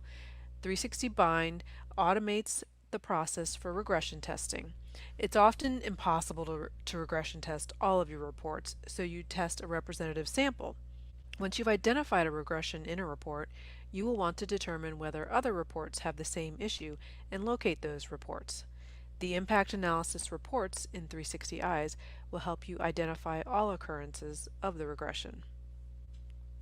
First, we go to 360 and run a regression test in 360 Bind. In this example, I ran a test and found that there were 3 reports that had regressions. Looking at this last report here, I'm going to switch to the report view. This one has graphs. I'm going to scroll down. Here you see the average session count column in these reports are both different. So the values are different for some reason. On the left-hand side, there are decimal places. On the right-hand side, there aren't, and that is changing the values and changing the results of the reports. So I want to find out what the issue is. This particular issue I've reviewed and determined that it's an issue with the average function that's used in these variables, and I need to modify it to get the correct results. So I know this particular report is using the average function in the variable, but I need to find what other reports are using average function. I can accomplish that using the impact analysis reports in 360 Eyes. So here I am in 360 Eyes. There are a number of out-of-the-box reports that are available, and one of them is the impact analysis on variables. So that's the report I'm going to use to determine which reports contain those variables. So I select my snapshot, and that's just a look at my environment at a point in time, and I'm going to find every occurrence of average within the variables. So this is searching the formulas of all my variables in all my documents, and filter on that. Now here I get a list. So I've got the document path, document name. These are mainly Webby reports, the variable name, and here you even see the variable value. So you see they're all using average. And I can see that there are a lot of public documents that contain the average function, but I also see that there are there are some reports in user folders. As you saw with impact analysis with regression testing, this allows you to use 360 bind and 360 eyes. You don't have to test your reports. This can be impossible if you have a environment with 50,000 Webby reports. You're not going to be able to test them all, but being able to do the impact analysis allows you to test a set of reports and then find other reports that have the same issue. Let us know if you're interested in a trial. Thank you.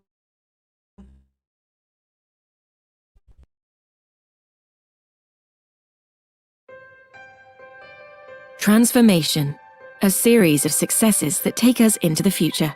Having the confidence to face the future simply comes from getting to each success more quickly. Our 3 simple steps bring you strategically implemented, tangible results quicker than ever for the SAP enterprise. In step 1, we innovate with you. We start with a vision that's bold enough to drive impactful results, yet allows for nimble execution and growth. Step 2, transform.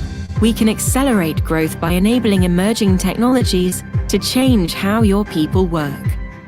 We can discover new and actionable insights with enhanced analytics. And we can protect the enterprise through intelligent automation of governance, risk, and compliance. Then, step 3, succeed. With the right mix of innovation, execution, and results, enhance SAP capabilities deliver success with agility and purpose. Realize your vision, accelerate your success, and face the future with confidence. To get started, go to protiviti.com/SAP.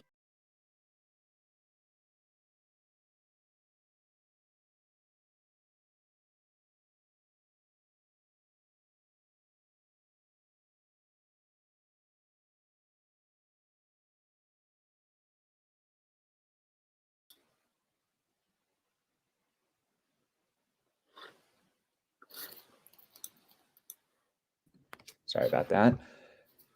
Hello, everybody. Good morning, Pauline. How are we doing? Morning, Scott. Good. How are you? Fantastic. And I see that we're joined by my good colleague, Patrick O'Perrier. I know we were changing our names today. Absolutely. Well, it's St. Patrick's Day. We got to. Yeah. So I'd probably be the second or third person today to say Happy St. Patrick's Day. I'm Scott Farley, or today O'Farley, from I'm one of your sales directors here at 360 Suite, and it is my privilege to introduce our 2 speakers for the next session. But before doing so, we're going to do a quiz.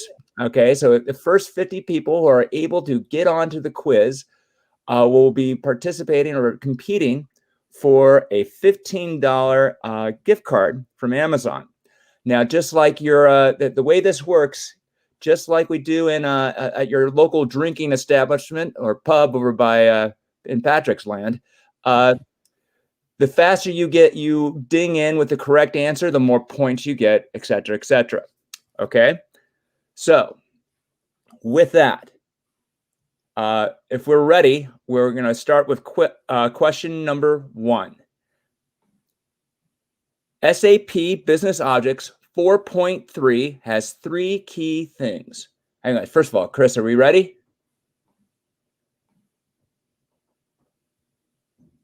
Okay. Well, while Chris is getting it, doing some of the backup for us, I will introduce Pauline and Patrick so we can jump right into our session to going forward there. So Pauline is one of our sales pre-sales engineers here at 360. She has over 10 years of business objects experience, the last 5 years with us. And then you're in fantastic hands with Patrick O'Perrier. He is our product director and center of excellence here at 360 Suite with over 20 years of experience. So if you can, take a quick second and introduce yourselves. Patrick, wave. Well, I was going to let ladies first. Hi. Hello, everyone. This is Pauline. Okay. All right. Well, today we're going to be, so we're still waiting for more people to register. I think we have a few more. We're going to give it another minute or so, and then we'll start off with the, well, it looks like people are jumping in. So take a second, register in, come in and take a chance to win a gift card. Scott, we have introduced ourselves. Question about you. A lot of people are asking on the chat. Do ask your questions on the chat at any time. People are asking how many miles you've ran last year, Scott. Oh, wow. So I ran over 2,046 miles because I don't know why. I was going to be why? Yes, just to keep the old heart ticking. Patrick, was it to win those beads that you have around your neck? No, that is, you have to earn those beads a little bit differently here in the United States. So things are different here than in the UK. Patrick is joining us from good old London. So I was going to ask Patrick, how many miles did you run to the local pub this past year? Well, it's COVID-19, so 0 miles.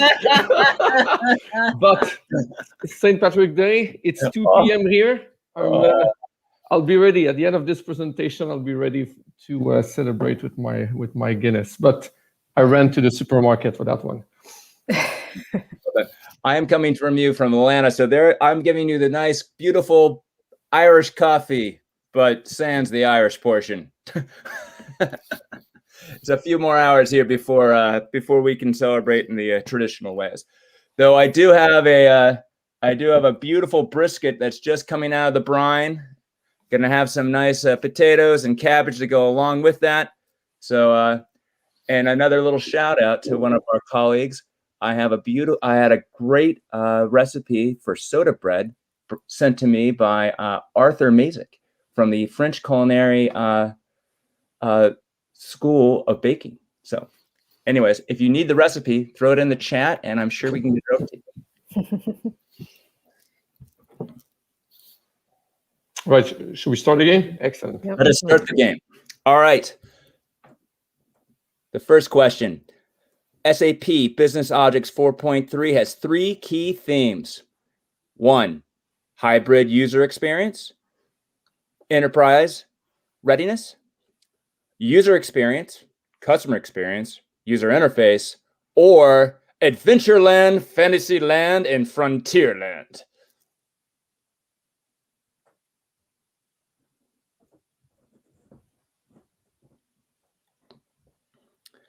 Okay. And yes, the correct answer is hybrid user experience and enterprise readiness. All right. Question number 2. In SAP 4.3 SPO2, Google Drive will be a new data source. Yes or no? Or true or false? So you would know this one if you watched the previous session. Mm-hmm.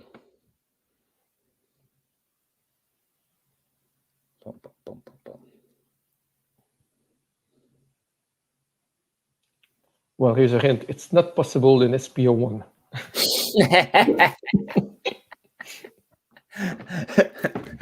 Nice hint. All right. Fox is doing pretty well. Inactive. I don't know what that means. All right. So when SAP be supported, be released.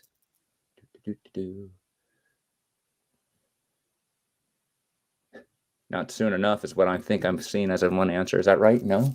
Oh, just kidding, of course.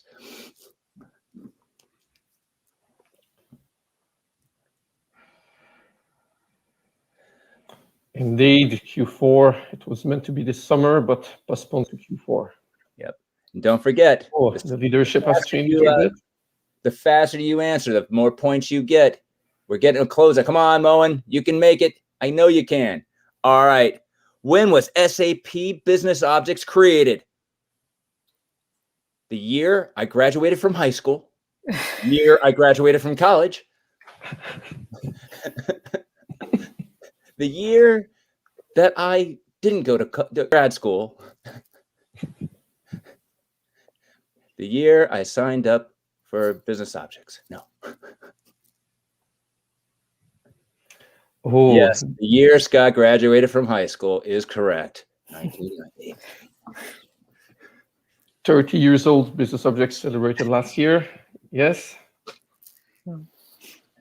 And with that, look at that, Moen. Yes, good job, Moen. Congratulations. Wonderful. Last question. Oh, yes. What is not true?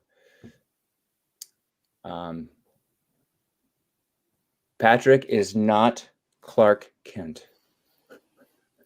No.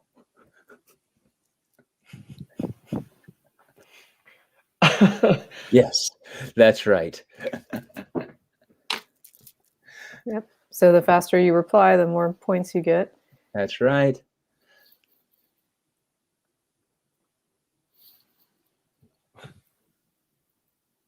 Darren's number 2 and number 1. Moen. Yay! Fabulous. Fabulous. Well done. Congrats to all. Thank you for playing. And of course, more importantly, on with the show. Today is going to be a fantastic show because it's going to be a great opportunity for you guys to really see the power of 360 Suite and be able to see how quickly and how well we can upgrade utilizing our tools. I will now pass this off to Patrick and Pauline for a live demo. Thank you, Scott. Yes, Pauline and I, and a little bit of Scott as well. We're very happy to have you here. Second session of the day, where Pauline and I will, I was going to say attempt, but not too worried here, successfully upgrade from BI 4.2 to BI 4.3. We've done a similar session back in August, if I remember, last year. So it would be good to go through the steps again. And this time, yeah, we'll upgrade from 4.2, but to SP3 Service Pack 1, of course. Pauline, want to say a few words about our super good proven method? Yeah, so we have 10 steps that we recommend that you follow anytime you do an upgrade. And we'll go through a few of these during the presentation, but these are best practices on how to have a most successful upgrade when you're upgrading your business objects environment. Absolutely. For those who don't know me, as Scott mentioned, I started at Business Objects a long time ago, 20 years ago. I've been a consultant for over 15 years. I've done hundreds of migrations and upgrades, and I would follow these exact steps every single time, or I would try to convince my customers that it should be the way to do it. So today we go through some of these steps, like Pauline said, and we'll put in some of the context how the 360 solutions can help to better execute some of these steps and doing it in a faster way as well.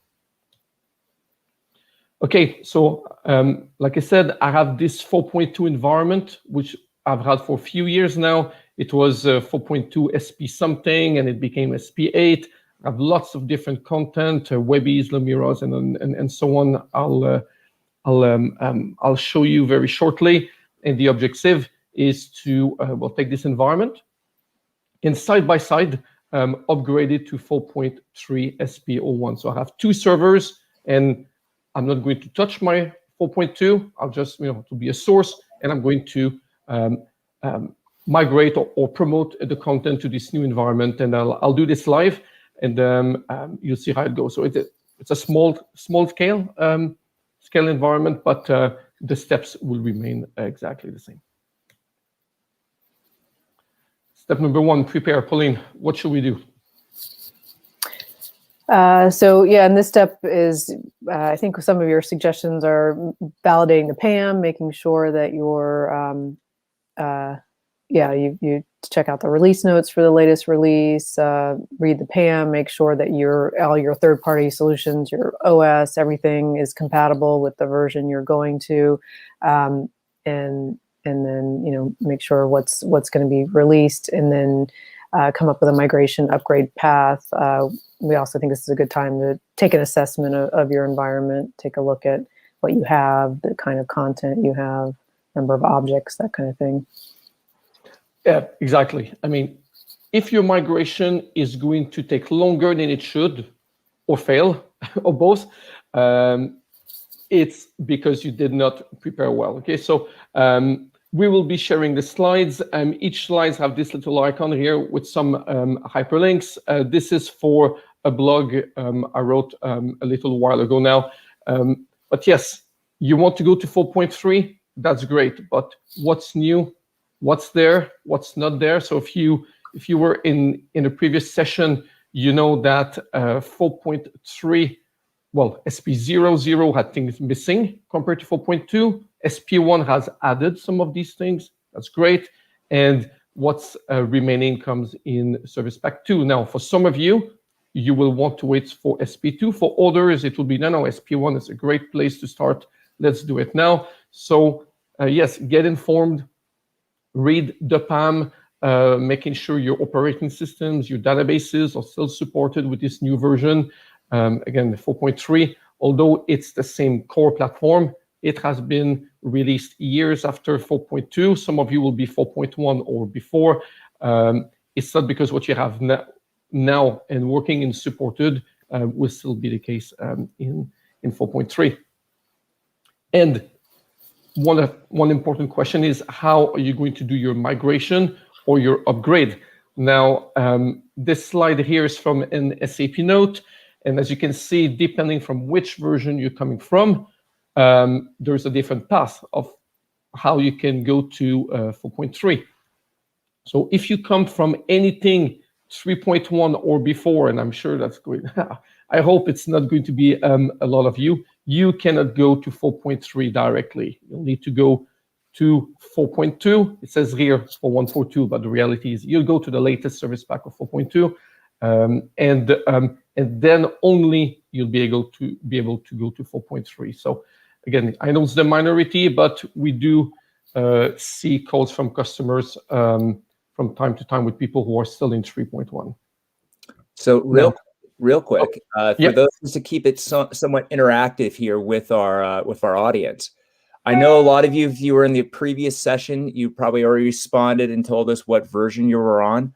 And so you don't have to do it now, that's fine. But if you're new to the session and just signed on for this session, if you could just take a quick second and in the chat, just let us know what version of Business Objects you're on. We'd just love to know and go from there. And then again, also when it comes to questions, again, we'd like to keep this as interactive as possible. We won't slow it down altogether, but if you're having questions when you see something, just put it into the chat box. When either Patrick or myself will see it, and then we'll go from there. Okay? Thank you. Yeah, please do ask your questions, and we'll try to go as we go along, or we'll do at the end. Right. Okay. So the majority of you will be in 4-point-something. So today's scenario, we're going, like I said, demonstrate how we can go to 4.3 coming from 4.2. Now, there's two ways of doing this. There is the in-place update. In-place update means you're going to download, it's like a big service pack, right? You're going to download 4.3 and you'll install it on top of your 4.1 or your 4.2. Or you can do it side by side, which is what we'll do today. You are going to keep your existing environment and you won't touch it. You'll build a new 4.3 environment, you'll configure it, and then we'll migrate or promote from one to the other. Now, there are lots of pros and cons for both methods, for both scenarios. Again, the little link here, I will show you a couple of blogs I wrote on that, some on the SAP community website, some on the 360 websites. Maybe, I don't know if Chris is going to share some of this link on the screen, but yeah, pros and cons, depending which solution you're going to choose. Now, Pauline mentioned an assessment earlier, absolutely right. Once you've read what 4.3 is all about, what's missing or not in the product, your supported platforms are all going to be okay. You've decided, right, I'm going to do it in place or side by side. you're ready to actually start the project here. Now, it's a lot easier to know which steps you'll take to migrate and which tests you'll have to do at the end if you know what you have, right? A lot of you have had business objects for many years. You have 10,000 Webbies, you have tons of universes. Who knows what's used, what's not used, what you need to maybe recreate or rebuild. So doing an assessment is quite important. And we wrote this white paper a while back. You can find it on our website. We've created the ultimate upgrade checklist. So this document has, and it's a free white paper, of course. There must be 20 or 30 different suggestions or ideas of what you want to have a look and have answers for before you do your upgrade, right? I'll give you an example. It turns out you have some Lumiras, okay? Are they used or not used? Well, if they're not used, maybe you choose to not migrate them. If they are used, or if you choose to migrate them anyway, well, you need to install the Lumira add-on on a new server, that sort of thing. So maybe you have 50 universes, therefore 30 universe connections. Some are Oracle, some are SQL, some are Snowflake, some are whatever. Well, based on your assessment, you'll know which universes are used, therefore which connections are used, which middleware you need to make sure you have available on your new server and working. So again, get a lot of answers up front. It will make the entire process a lot faster. Okay, you've done your assessment. You've planned. It's time to to prepare and to get busy. So again, I chose to do it side by side. So what do I have to do? Well, I need to get new VMs. I need to install business objects. I need to configure it. Well, potentially the same way as it was before. If you don't, at least you know why. Install your add-ons, Lumira add-ons, analysis for Office. You'll need to install the client tools somewhere on some workstations, perhaps, to do some testing. Be aware that you cannot have the let's call it 4.2 and 4.3 client tools on the same workstation. So when you run your test, you'll need a IDT, a UDT, a rich client Webby perhaps. You'll need to have a workstation or a server which doesn't have any 4.2 or before component on it. Most of you will be, I'm sure there's a question already, somebody asking, is there a checklist? So this is the kind of the checklist stuff here, right? Configure your third-party authentication. So most of you will be using Active Directory or something else. Now, before you promote your content from 4.2 to 4.3, you need to make sure that the third-party authentication is configured. But you don't want to have any groups or users already imported in that environment. So if you don't configure the third-party authentication, the groups and the users won't promote. If you configure it and you import some groups or roles and you want to test it, but you forget to remove them, the promotion will have some problems because of CUIDs. So again, believe me, configure. Do not leave the roles or the groups for the promotion. And I'll talk about this many times, but I would strongly recommend you practice your migration before you do it for real. This is the kind of problems you will quickly identify if you make a mistake. Right, lots of other things, firewalls, customization. A lot of you will have customized Tomcat to have SSL or to handle more RAM, perhaps, or to have other third-party configurations. So again, it's easy to forget these Tomcat configs because they are just, well, it's a separate component, or some of them are done inside XML files, and they may be not even done by you. So you need to look not just at business objects, but look what's around. And of course, database connectivity, not only recreating the ODBC connections or the Oracle configuration, but some of you may have configured some PRM and SBO files in the past. So again, everything that you have customized needs to be recreated in that new environment. Okay, once you've built your new server, it's configured, you have done everything, it's time to test it, right? You don't want to do a promotion if the server doesn't work. There are many things here. If your Webby processing servers don't work, the promotion will fail.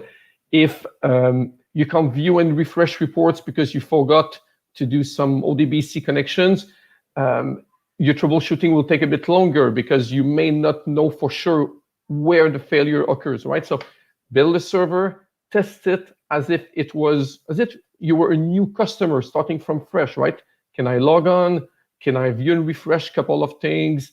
If you have a cluster, is my load balancing failover working? That will prove that all your servers are configured exactly the same. There's no firewall problems. So again, make sure the server is working as if you were a brand new BusinessObjects customer here. Okay, so we have a look. It was a rhetorical question. Let's have a look. Okay, so this is my 4.2 environment. If I show you what I have here. So again, if I was doing this for real, and let's say it's not me who built this environment. Yes, maybe I'm a contractor and I'm just going to work for you. So, okay, which SAP components do I have? Right, I have Lumira, okay. Now, because I read the PAM, the release notes, and all of the blogs, I know that Lumira 2.3 is not supported with 4.3. I need Lumira 2.4. So again, it's important to be aware of what's going on. Okay, I have Crystal reports, which I have patched over the years. Live Office, Explorer dashboards. These things, again, if you read everything, you'll know that these things are no longer well, they don't exist. It's not even supported. They do not exist in 4.3 at all. So during my assessment, that checklist or that things that Pauline was talking about, if I identify that I have some dashboards, Excelsius or Explorer, these objects will not be migrated. So again, during the assessment, you can find out if these things were used or not. And if they are used, well, you need a plan B for these end users. Then I have platform, client tools, analysis for Office. All right, okay, so this is what I have installed. That's good. Now, if we have a look, I'll log on to the Launchpad. And again, without any of the 360 Suite solution, what would I do? I'll have a look, at the content that I have here. I would log on in the CMC to find out, right, okay, how many objects do I have? Well, I have 332 objects. So that's kind of the amount of what I'm expecting to see after I have migrated. It will be less in reality because, again, minus the Excelsius, minus the... So, the manual assessment will be quite long because I would have to go here. I'll need to find the dashboard somewhere. Here we go. Click OK. All right, well, I have two. Well, these two won't be migrated. So a lot of manual action to know what's going on. And then the connections. Right. Okay, I have lots of connections, some are BW. Right, I need to configure BW. Again, a lot of things. Have a look at that ultimate checklist. A lot of these things will be documented for you to put you in the right direction. Now, we do have a 360 solution to make this process a lot faster and safer. Pauline, want to talk a bit about it? Sure, yeah. With 360 Suite, we have a BI on BI solution that allows you to extract metadata from your file store, from the CMS, and from Auditor, and combine everything into a data mart that then you can report off of. So rather than doing what Patrick was doing in the CMC and kind of navigating through, clicking, you get the object list. That's great, but what are they? Is it Webby's? Is it Crystal? What content do I have? So these reports from 360 Suite will allow you to do that assessment much more simply, and you get a full picture of your environment. Absolutely. So here we go. Here's a Webby report leveraging that metadata. Here are the universe connections that I have, of which types. That will be easy for me to add a column here, used or not used, or since when it's been used last time. So I could say, right, I don't know, I don't need to recreate this universe connection, but I do need absolutely these ones here. That sort of things about the universe connection. So if we go to the reports, report documentation, which documents, again, are used and not used, which queries, again, leveraging a lot of metadata here. I said we need to rebuild servers. So when you go to the servers, for those of you who are server administrators here, you'll know, that was my thing, here we go. You have a lot of servers on Business Objects. Some of them will have been configured over time with different parameters. If I take the Webby processing server, there might be some timeouts. The APS, some of you will have changed the amount of RAM they take. So again, you made decisions over the years on how you wanted your server to be recreated. Again, have a look at the configuration. And all of these things are great for the validation later on, because you can compare this metadata before versus the metadata after, and all right, I've rebuilt everything properly here. So it's all good. And I'll just show you a last one. Scheduling analysis. Again, if you have any recurring reports, you want to know where they go, because you'll need to configure the SMTP server. You'll need service accounts if it goes to FTP or network share somewhere. So a lot of these questions that you need answers of, so you can rebuild, configure your server properly, ensure that the promotion goes well, and then test afterwards. 360 Eyes, or 360 Suite can do this process super quick for you and not forgetting anything. Okay. All right. Promotion, Pauline. What are we going to do here? So this is the big part, is moving all the content from 4.2 to 4.3. So we do recommend that you back up the environment. So back up your system database, your file store before promoting. And Patrick's going to show us how he would do the promotion. So this bit here, clearly it's important. It's where you move from A to B, but it's the easiest bit. And so many people over the years, when we do these webinars, which is why we do it live here, oh, can we see how it's done? It's not very, it's like 7 clicks, right? There's not a lot of things going on here. The real thing when you migrate is prepare before and test after. But yes, more than happy to show you how we do this in real life. A few things you want to know before I talk about the backup and doing it for real is some of these disclaimers are coming from the documentation. So some of the steps with the promotion wizard cannot be stopped, right? So when you click start, that's it. It's going. So unless you kill the application, and that's not something that would be really nice, you cannot cancel it.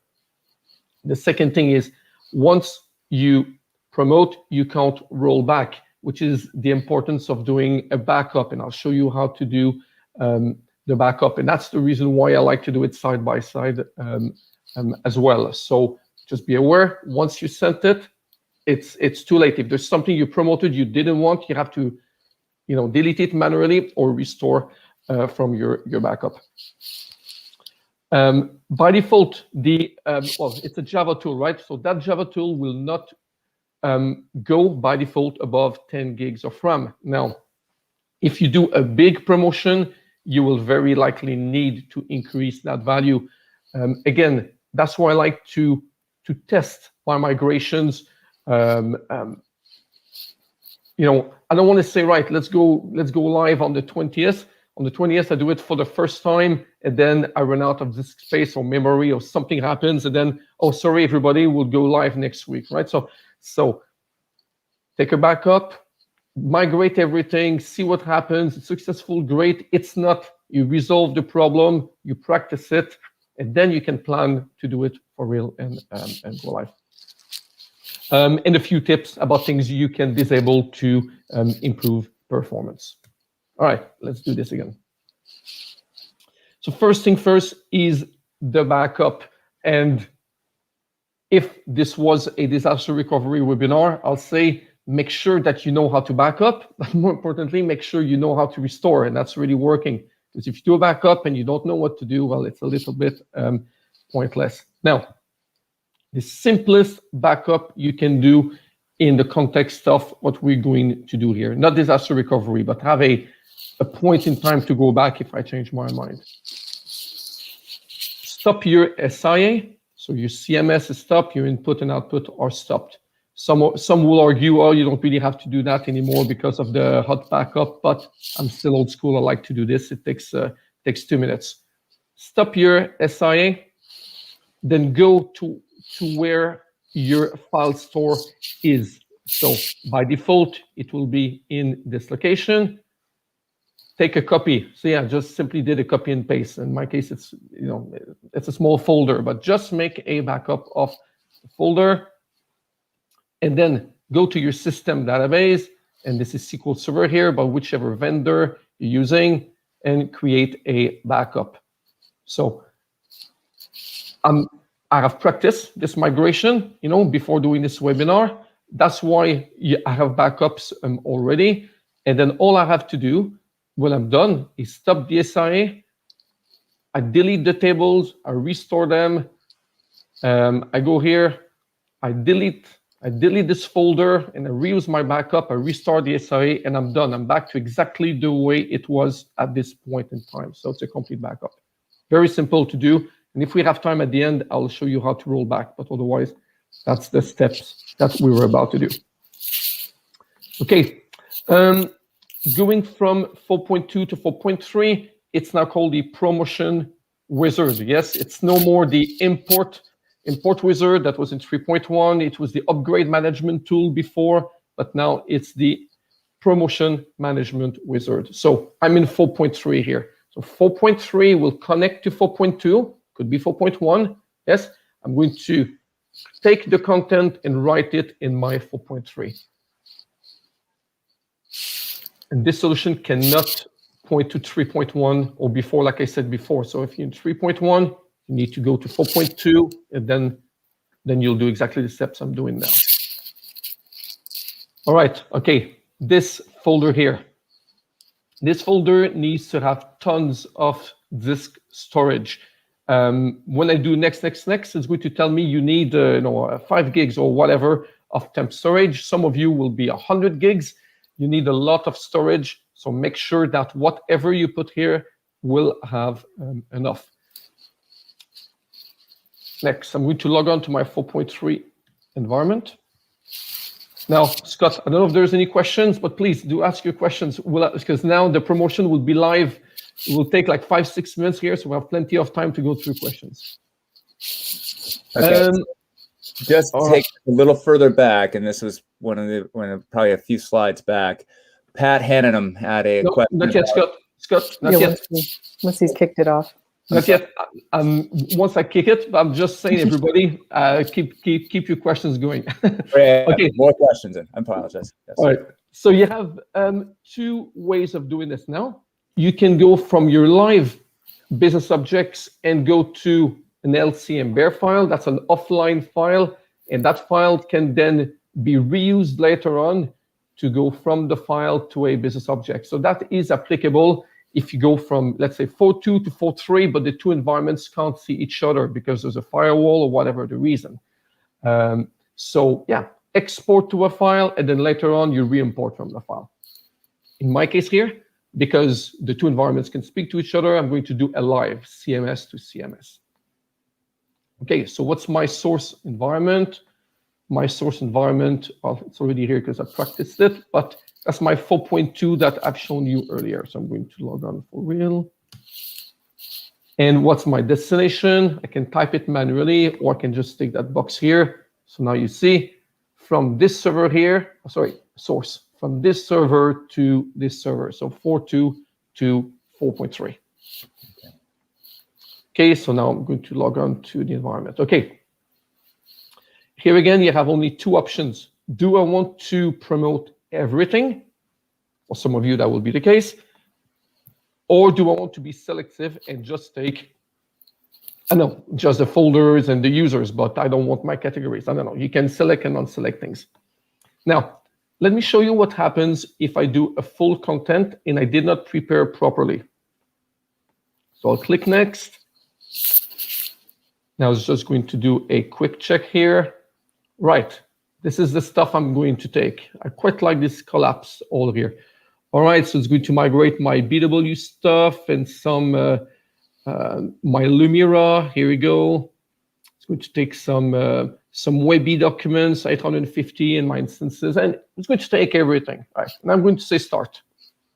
So now what the promotion wizard is doing, well, it's looking at what I've said I wanted in my old environment, and then says, well, let's calculate some dependencies. It will be quick here because again, I did a full promote. When you do a full promote, it does just a mini calculation, but it doesn't have to go through everything because we just bring it all. So let's just wait a few more seconds. And then it should give me an error message. Because again, practice this so I know it will give me an error message. Should be. Hope so. Come on, let's do this. Computing more dependencies. Perfect. But it's good. So it's good because when I did that this last summer, it was SP00, not SP1. So I have a much better success rate now because SP1 has more features than SP00 had. So again, the migration in this version goes much more smoothly, and the success rate is obviously going to be better. All right, okay, let's see. Sure why it's doing this a few times now. Hopefully it goes through. All right, Scott, do you want to go? Yeah, so I was just going to mention. With a question, opening, yes. Okay, yeah, so you're doing the full migration. I just wanted to point out, if you do the selective migration, you want to do it in the proper order, right? So if you just started moving folders right away and without moving the security and the access levels, your security is not going to be applied correctly. So it's important if you try to do that individual promotions, not full, to make sure you're doing it in the correct order. This is exactly, yeah, very good point, Pauline. Thank you. This is absolutely true for those of you who will do multiple or staged,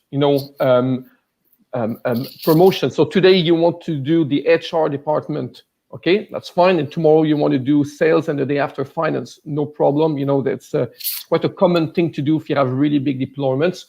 But if you promote a folder without the users and the groups, there'll be no security. Yes, so you either want to push the users and the groups and the folders at the same time, or you want to have the users and the groups first, and then the folders. But if you try to promote, if you have some users who happen to be in HR and in finance, again, you need to practice this kind of incremental go live to make sure that, people would not end up with more or less securities, or they will just lose things in the meantime, especially if you move over several weeks or several months. Yeah, thank you, Pane. Very, very important. I have no idea what this is doing. I've practiced this, I don't know, 5 times. The joy of gold. Only 5. Okay. I guess we can answer some questions. Right? Yeah, let's go to some questions while this is running. So okay, I see so let's start off okay. from Pat Hannon. I'll get to that one in a minute. But okay, we'll start off is, can we use a mix of AD and enterprise authentication? Yes, of course, no problem. Figured that. All right. Next. And to just complement, if necessary for others, you can use a mix of AD and SAP and LDAP and enterprise. You can mix and match and have as many as you want. Yes. Okay. The next question is from Chuck Lewis. Are there any enhancements to the Fiori BI Launchpad related to Section 508 compliance, specifically for visually impaired users? That's a really direct question. So I don't know. That is very specific question. I wish I don't know if we got it or not.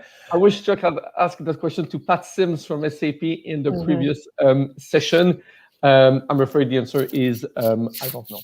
So the one thing is, Chuck, is Patrick will be in the following session after this, I believe, and we can probably bring it back, and he might have that. We'll get that answer for you later on. Okay. From Flavio Biondi, you say that universes and UNV are to be replaced. Sorry, things are moving here. Will not be supported with Business Objects 4.3. No, that's incorrect. So universes, UNV and UNX are fully supported in 4.3. SAP has made a statement regarding UNVs, and if they end up being unsupported or deprecated one day, it will not be before 2027. Correct. So there is 6 more years of UNVs. I have been saying this for as long as UNX have existed. I really hope that there's nobody out there creating new universes as new UNVs. UNX has a much nicer interface. You can do a lot more. So please create new universes as UNX. No need to rush to convert the UNV to UNX. This is something to keep in mind. 360 has a lot of great stuff to help you with that. But yes, you need to start certainly not having more UNVs anymore. Yeah. All right. Well, so my promotion has worked. All right. Which is okay. So we will come back with questions. Okay. So the promotion has been well, it's successful. It took 5 minutes in my case, but for I have done migrations where this ran for 2 days. Okay. So it really depends the amount of content you have. Of course. Now have a look at the result. Now there was how many errors? There were 42 failed objects. Now failed objects doesn't mean that my migration failed. It just means that some objects did not migrate, and we need to have a look at why. So if I look to group by here, I can go to the outcome status. I like to collapse all, and we see that failure, ignored, and success. So if I open failure, and now I have these objects that didn't work, and there's an explanation. Now, in my case, and again, I left a lot of errors behind on purpose because I wanted to show you these things. For instance, if I have a look at this object here, okay, here we go. The user Piperia, that's me. This user has not been migrated because I don't have enough licenses. Now, one of the prerequisites when you go to 4.3 is you need to have a 4.3 license key. Now, you don't need to pay SAP anything more if you it's part of the maintenance you pay every year. So so when you go in the CMC, if I go here, when you go when you install, in the CMC you have a license key here. That license key that you have in 4.2 will not work in 4.3. So you need to go on the SAP portal. You simply say, hey, I want my 4.3 license key, and that's the key to use when you install BusinessObjects. Now, a lot of you out there will have more than one license key. A license key for 5 named users, another license key for 10 concurrent users, another key for something else. When you install BusinessObjects, you only enter one key, and then you go through with the installation. After the installation, you need to manually go and to not forget to put all the other keys that you might have. And in my case, that's what I've done here. I have not re-added all of the keys that I have. And unfortunately, well, I'm not licensed for that guy. And because I'm not licensed for that guy, it failed. And then when it failed, I get plenty of other errors because all of his personal documents cannot be promoted. So again, is it Is it easy to miss this one? It's really easy. Okay, so but if you practice your migration, you don't find this at 9 a.m. the morning. You plan to go live because your promotion wizard ran all overnight. You find these things up front. Oh, I forgot my license keys. You go resolve this, and then you migrate again. Other thing, Lumira has failed. Why? I purposely did not install Lumira 2.4 on this server. So what's the consequence of that? Can't migrate my Lumira content. So again, if you don't prepare properly, this is what happens here. And now you're wasting lots of time. What's this error message? What does it mean? Why did it happen? Oh, turns out I forgot to install this. They are silly mistakes which make you lose days and weeks perhaps of work sometimes. So again, have a look at the outcome, and then you can export that to CSV, of course, to have a look at that offline. So again, very simple. Next. And now, if I go, before continuing with the slides, if I go to so this is the 4.3 environment. My folders are here. That's good. If I go to Universe Connections, the connections will be here. And then if I go to the new BI Launchpad,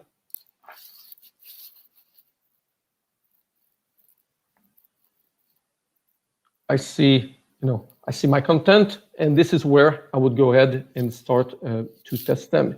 Now, see if I just, last thing, like I said, I have a folder called Excelsius, but Excelsius content no longer exists.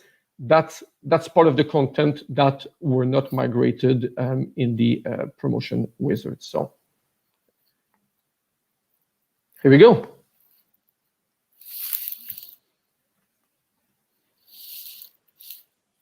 Okay, next step, the backup and cleanup. So once you've done your migration, you might want to, this is a good opportunity when you've done an upgrade because you're moving to a new server to do some cleanup. Patrick likes to do it after the migration. Some people choose to do it before, but that's, it depends on your perspective. We recommend you do a full backup. You can use 360 Suite to do that backup. It'll back up all of your content, individual objects, get a backup, and I can share my screen. Should I share my screen?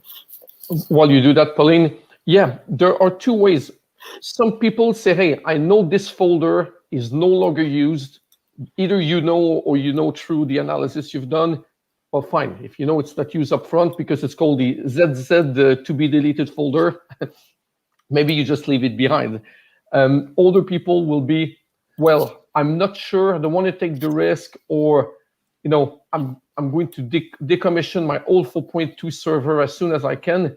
My personal opinion, bring everything that you kind of know, or, kind of think that it could be requested one day. You take a backup once you are in your destination environment, and then you go ahead and clean up. And that way you can recover. Yeah. Okay. So I'm logging to 360 Suite, and we can't see your screen, Paulina. No, you can't. Oh, now we can. Okay. So I'm in 360 Suite, and I'll just show you real quick what my backups look like. So I have a daily job that runs. It will back up all of my content. It'll back up all my objects, all my documents, universes. Everything gets its own buyer file. The first time it runs, it does a full backup, and then the subsequent runs are incremental. That allows you to restore, roll back an individual document, an individual universe, connection, whatever the case may be. Gives you an easier way to restore if needed. And I'll just show, there might be, looking at some of your reports, you might see, okay, I want to do some cleanup. I want to remove a set of documents that haven't been run in the last 2 years. So you can actually purge a set of documents, a list of documents in bulk. So here's I'll schedule it to run it at I'll run it tomorrow. So I have a list of documents. Let me grab my,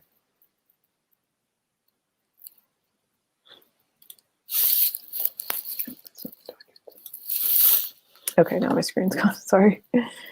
Sorry about that. What coastline were we seeing there? That was pretty beautiful. Sorry, I don't know why my screen. Okay. Pauline, There it goes. Okay. Yes. I think the phone of your headset is on your scarf, doing a little bit of. Okay. Okay. I'll hold it. Okay. As long as it's not Scott's beads, we're good. Sorry about that. Yellow. Okay. That's what I hear.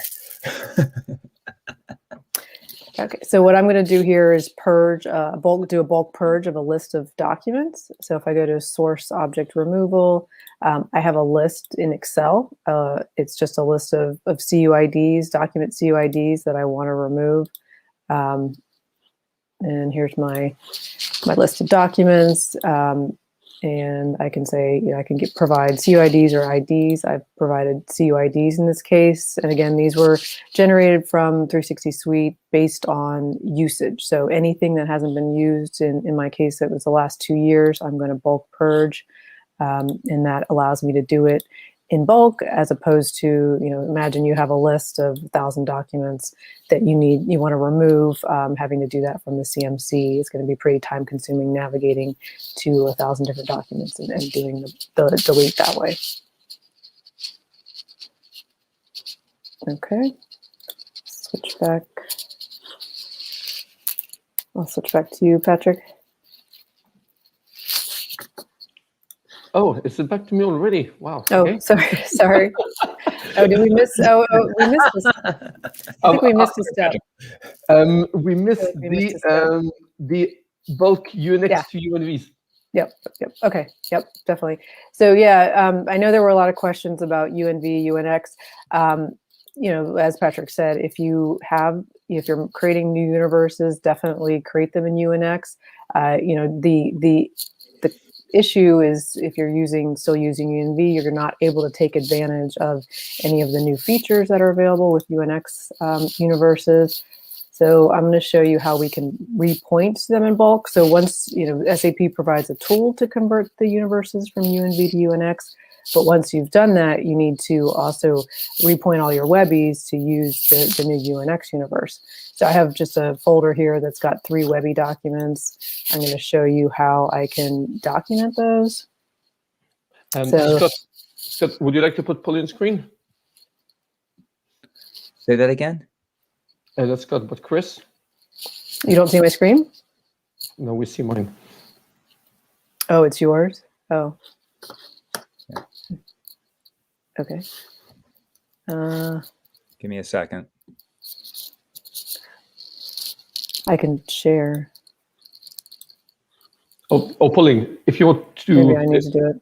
Oh, Pauline, if you want to comment while I'm doing, I'll do it live and you comment. Here we go. Okay. Oh, it just switched to mine. Sorry. Yes. Yeah. Okay. Here we go. Okay. So yeah, I selected this folder that has 3 Webbies. I clicked on this XLS icon. It's going to document all of the Webbies. Open up an Excel file. So here's a list of my Webbies. So just 3. Each one of them has 2 data providers. So it shows the universe they're pointing to, UNV, and I want to provide the new universe ID that I want them pointing to. So in this case, I've already got the ID. And if it's multiple, if you have multiple universes, you could, it could be different universes that you're pointing. So I'm just going to do this in bulk. It's going to point all the data providers for those 3. Save that and go back to 360, of course. Okay. And then under administration, I have the ability to do a detailed repoint Webby universe, and it's going to, I'm going to upload that file so it has the new universe ID that I wanted to point to. Select that and click process, and so it will bulk repoint those Webbies. So yes. So converting from UNV to UNX, it's a simple task in the information design tool. It will make a copy of that universe, now to be UNX. But if you have 1,000 Webby reports pointing to that UNV, these 1,000 reports need to, of course, point to that new universe. And this is what Pauline is showing us here, how to just do that in bulk and automated, of course. Right. So yeah, it's just the log showing us how that can be accomplished. So just a quick way to do it. A lot of business objects users, they're hesitant to do that because it is quite a task to get those repointed. That's great. Thank you, Pauline. Okay, so we have prepared, we have migrated, we have done a bit of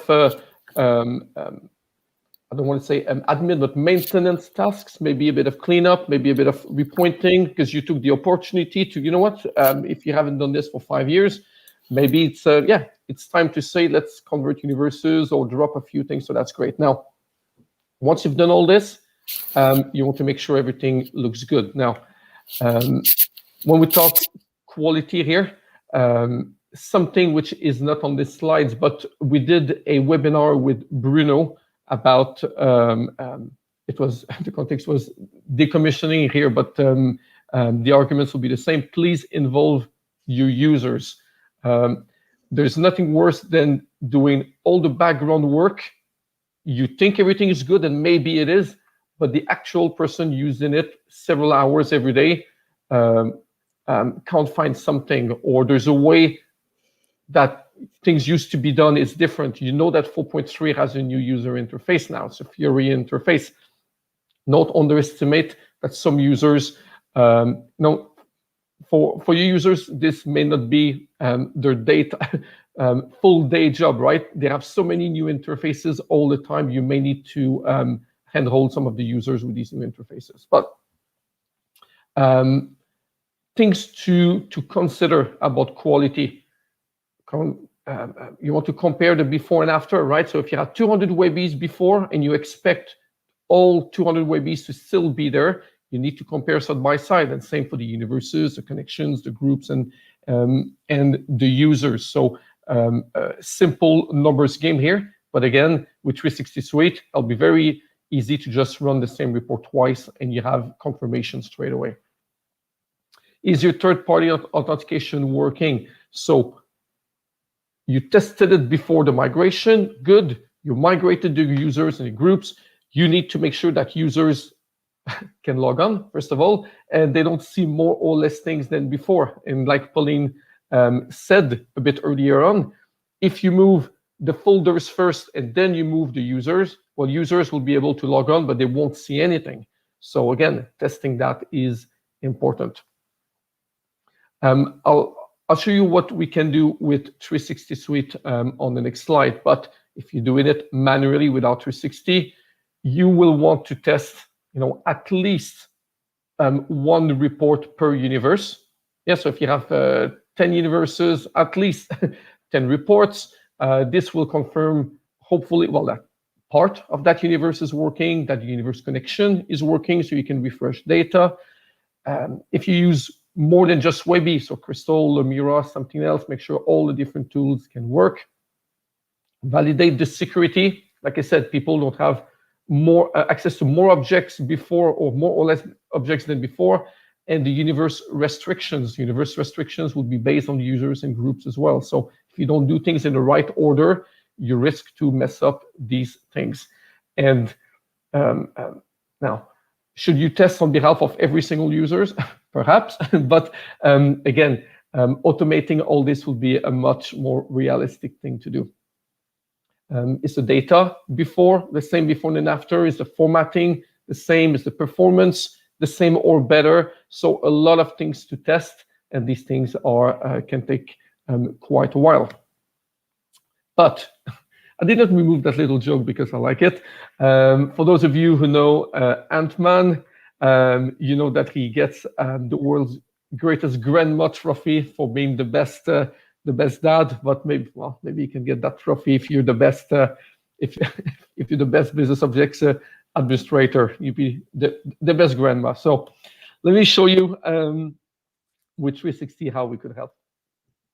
So we have one of our solution here, same interface that Pauline used earlier to compare before and after. And here I've done an example where I wanted to compare some reports that used to point to SQL Server before, now they point to Snowflake.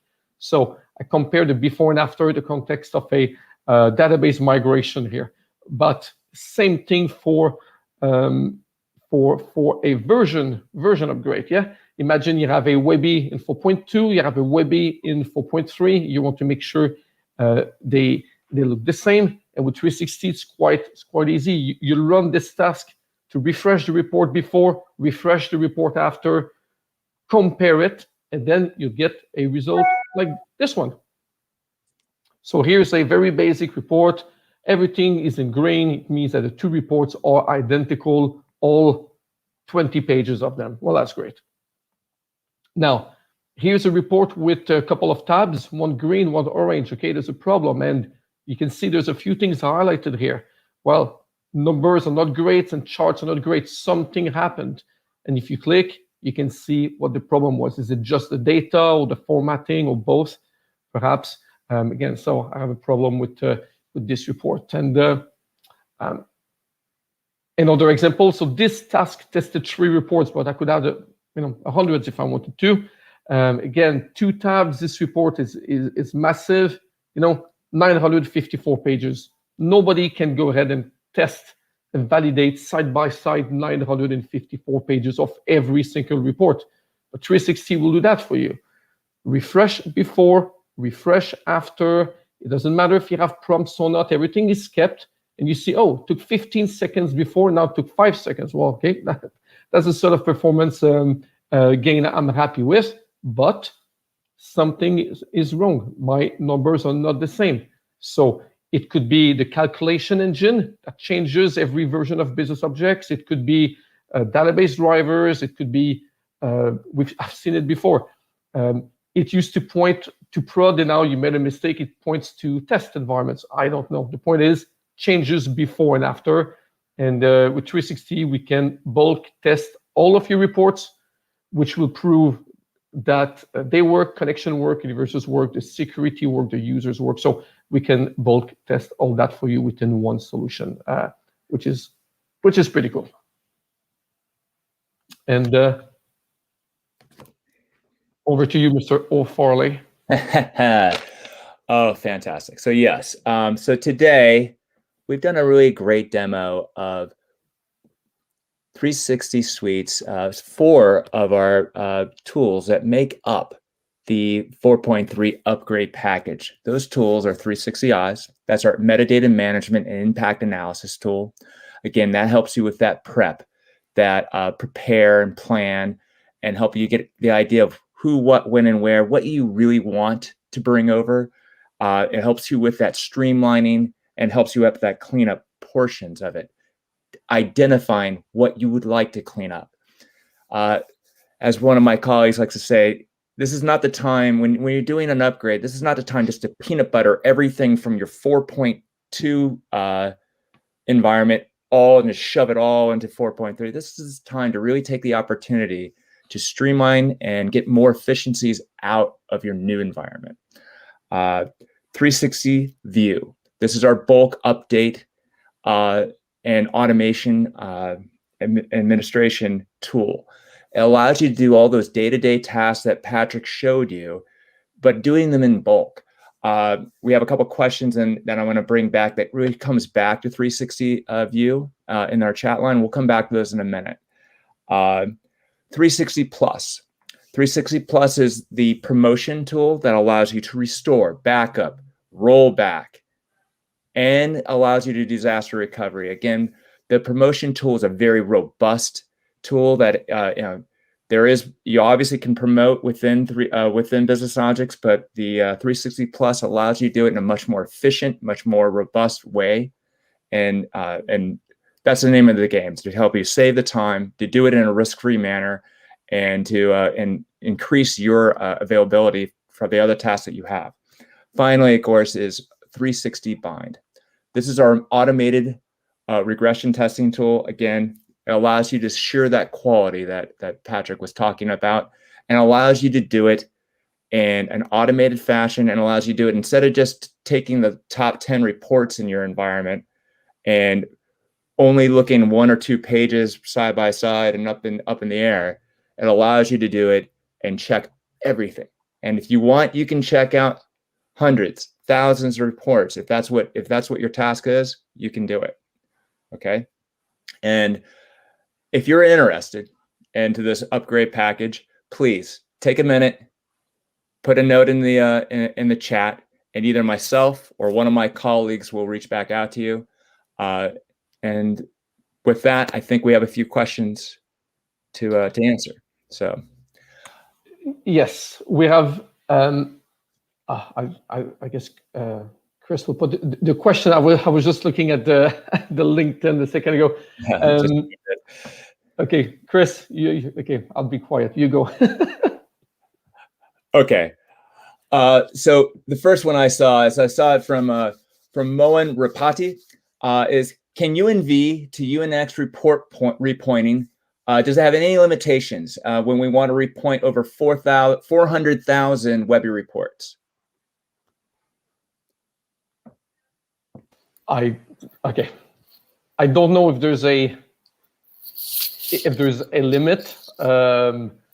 I would say no, because we do it. It's a batch job. So, but even if there wasn't any limit, I personally would do it in smaller batches, and not small batches of hundreds, batches of 10,000 or 100,000, but simply because if you need to roll back anything, it's just more effort. Pauline, I know what your opinion on this is. Again, I don't think there's a limit. I would like to break that in smaller chunks personally. Yeah, I would definitely break it up. That would be too much, because there's the limit on your side, on the business object side, not necessarily on the 360. It's how many can be handled at once. So it's probably more manageable to break it up. But you could definitely repoint that many. Yeah, again, it's an admin task. For us, it's easy. You say, hey, every Webby that have universe 1, 2, 3, I want now to point to universe 4, 5, 6, and then we'll just go and do it, right? Personally, I would be repointing maybe one universe at a time, which means that it's going to, if one universe has 50,000 reports, well, let's take care of these 50,000 reports first, and then universe is sorted. But hey, we can discuss this one separately, but there's no fixed limit now. Okay. All right, I'm going to go further back here. Had a question from Anil Panuru. Can 4.3 grab the security from an older system to 4.3 without any further customization?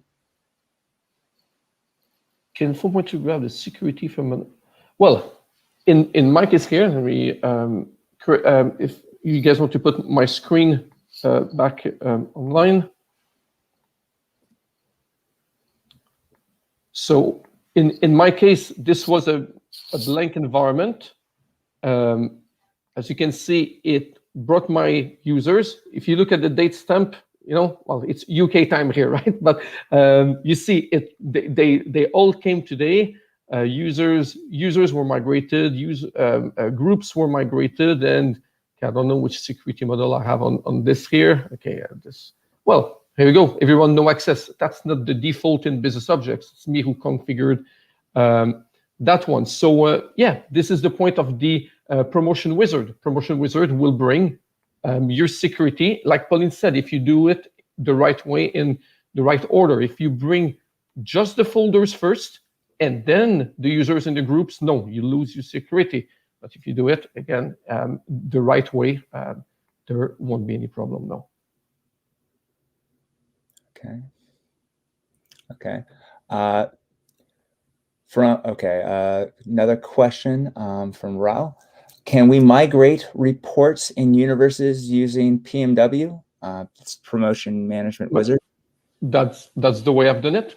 Yeah, okay. That's the only way you can do it, for that matter, unless you use 360. But with SAP, that's the only way. Yes. All right, and of course, yes. Perfect.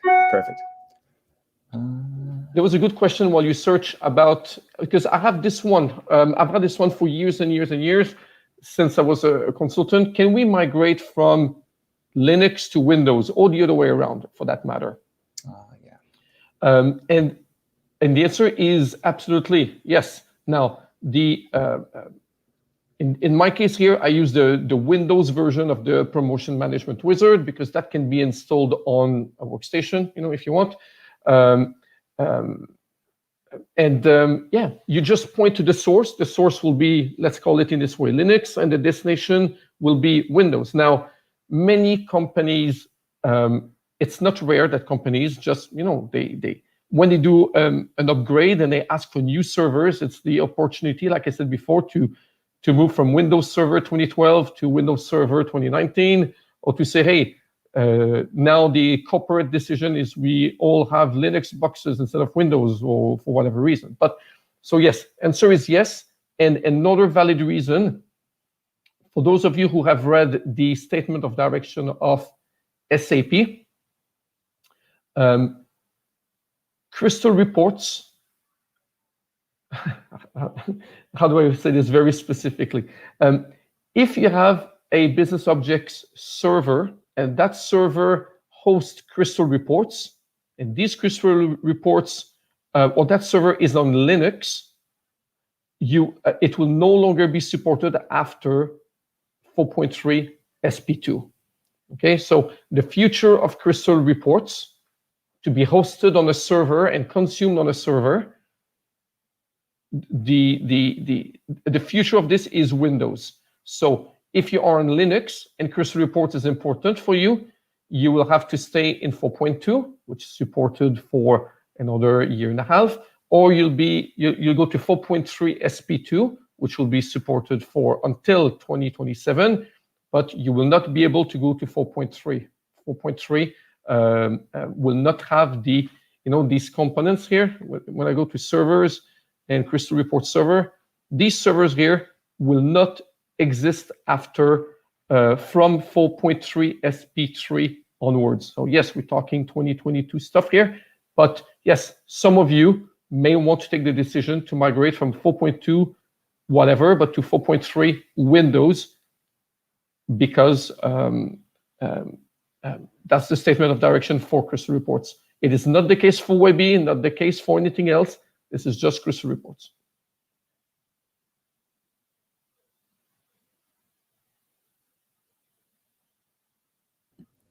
All right, I have another question, and it's from Praveen Yemen. What are the prerequisites and challenges of migrating BusinessObjects from 4.1 SP07 to BusinessObjects 4.3? What is the best approach for migrating? No difference to what I've showed you today. Same thing. Figured.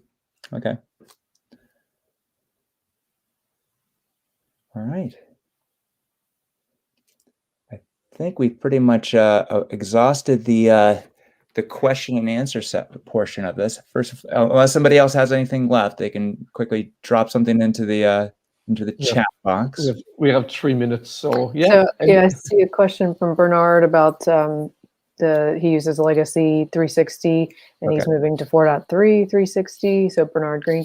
So 360 Legacy doesn't have a version for 4.3, so you would have to install a version for your old BI. I think it's 4.1. Is it or 4.2? So yeah, you need a version of 360 for 4.2 and one for 4.3, so you can do those comparisons with the regression tests with the 360 suite. Yep, absolutely. But point is, although you'll have to use two different 360s, you can absolutely do the regression from very old version to 4.3 with 360. Yeah.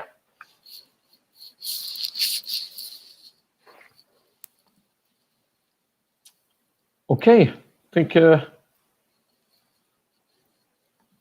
that's it. Scott, you're on mute. Thank you. Okay. Yeah, I think we need. Thank you very much, guys. It was amazing. So, yeah, it's time. it's time to take the Guinness. It's time Can to I take now? the I Guinness. can? Good. We've reached half day. So what we're gonna do, we're gonna cut this stream and start another one. So for those who are on LinkedIn, just have to hit refresh within a minute, and you'll see the new streaming coming. For those on YouTube, just go on our YouTube channel, and you will see the new streaming coming up. Yeah, the next session will be Ask Us Anything. So prepare your questions, and Bruno will be the moderator. Stay on the line. Get ready for the second quiz and another chance to get your $15 Amazon gift card if you reach the podium. If you do as good as Mohan on the previous one. Perfect. Hey, Patrick, in the meantime, if you drink enough, we'll have more time. So fun. Don't worry, I will not run out of supply. So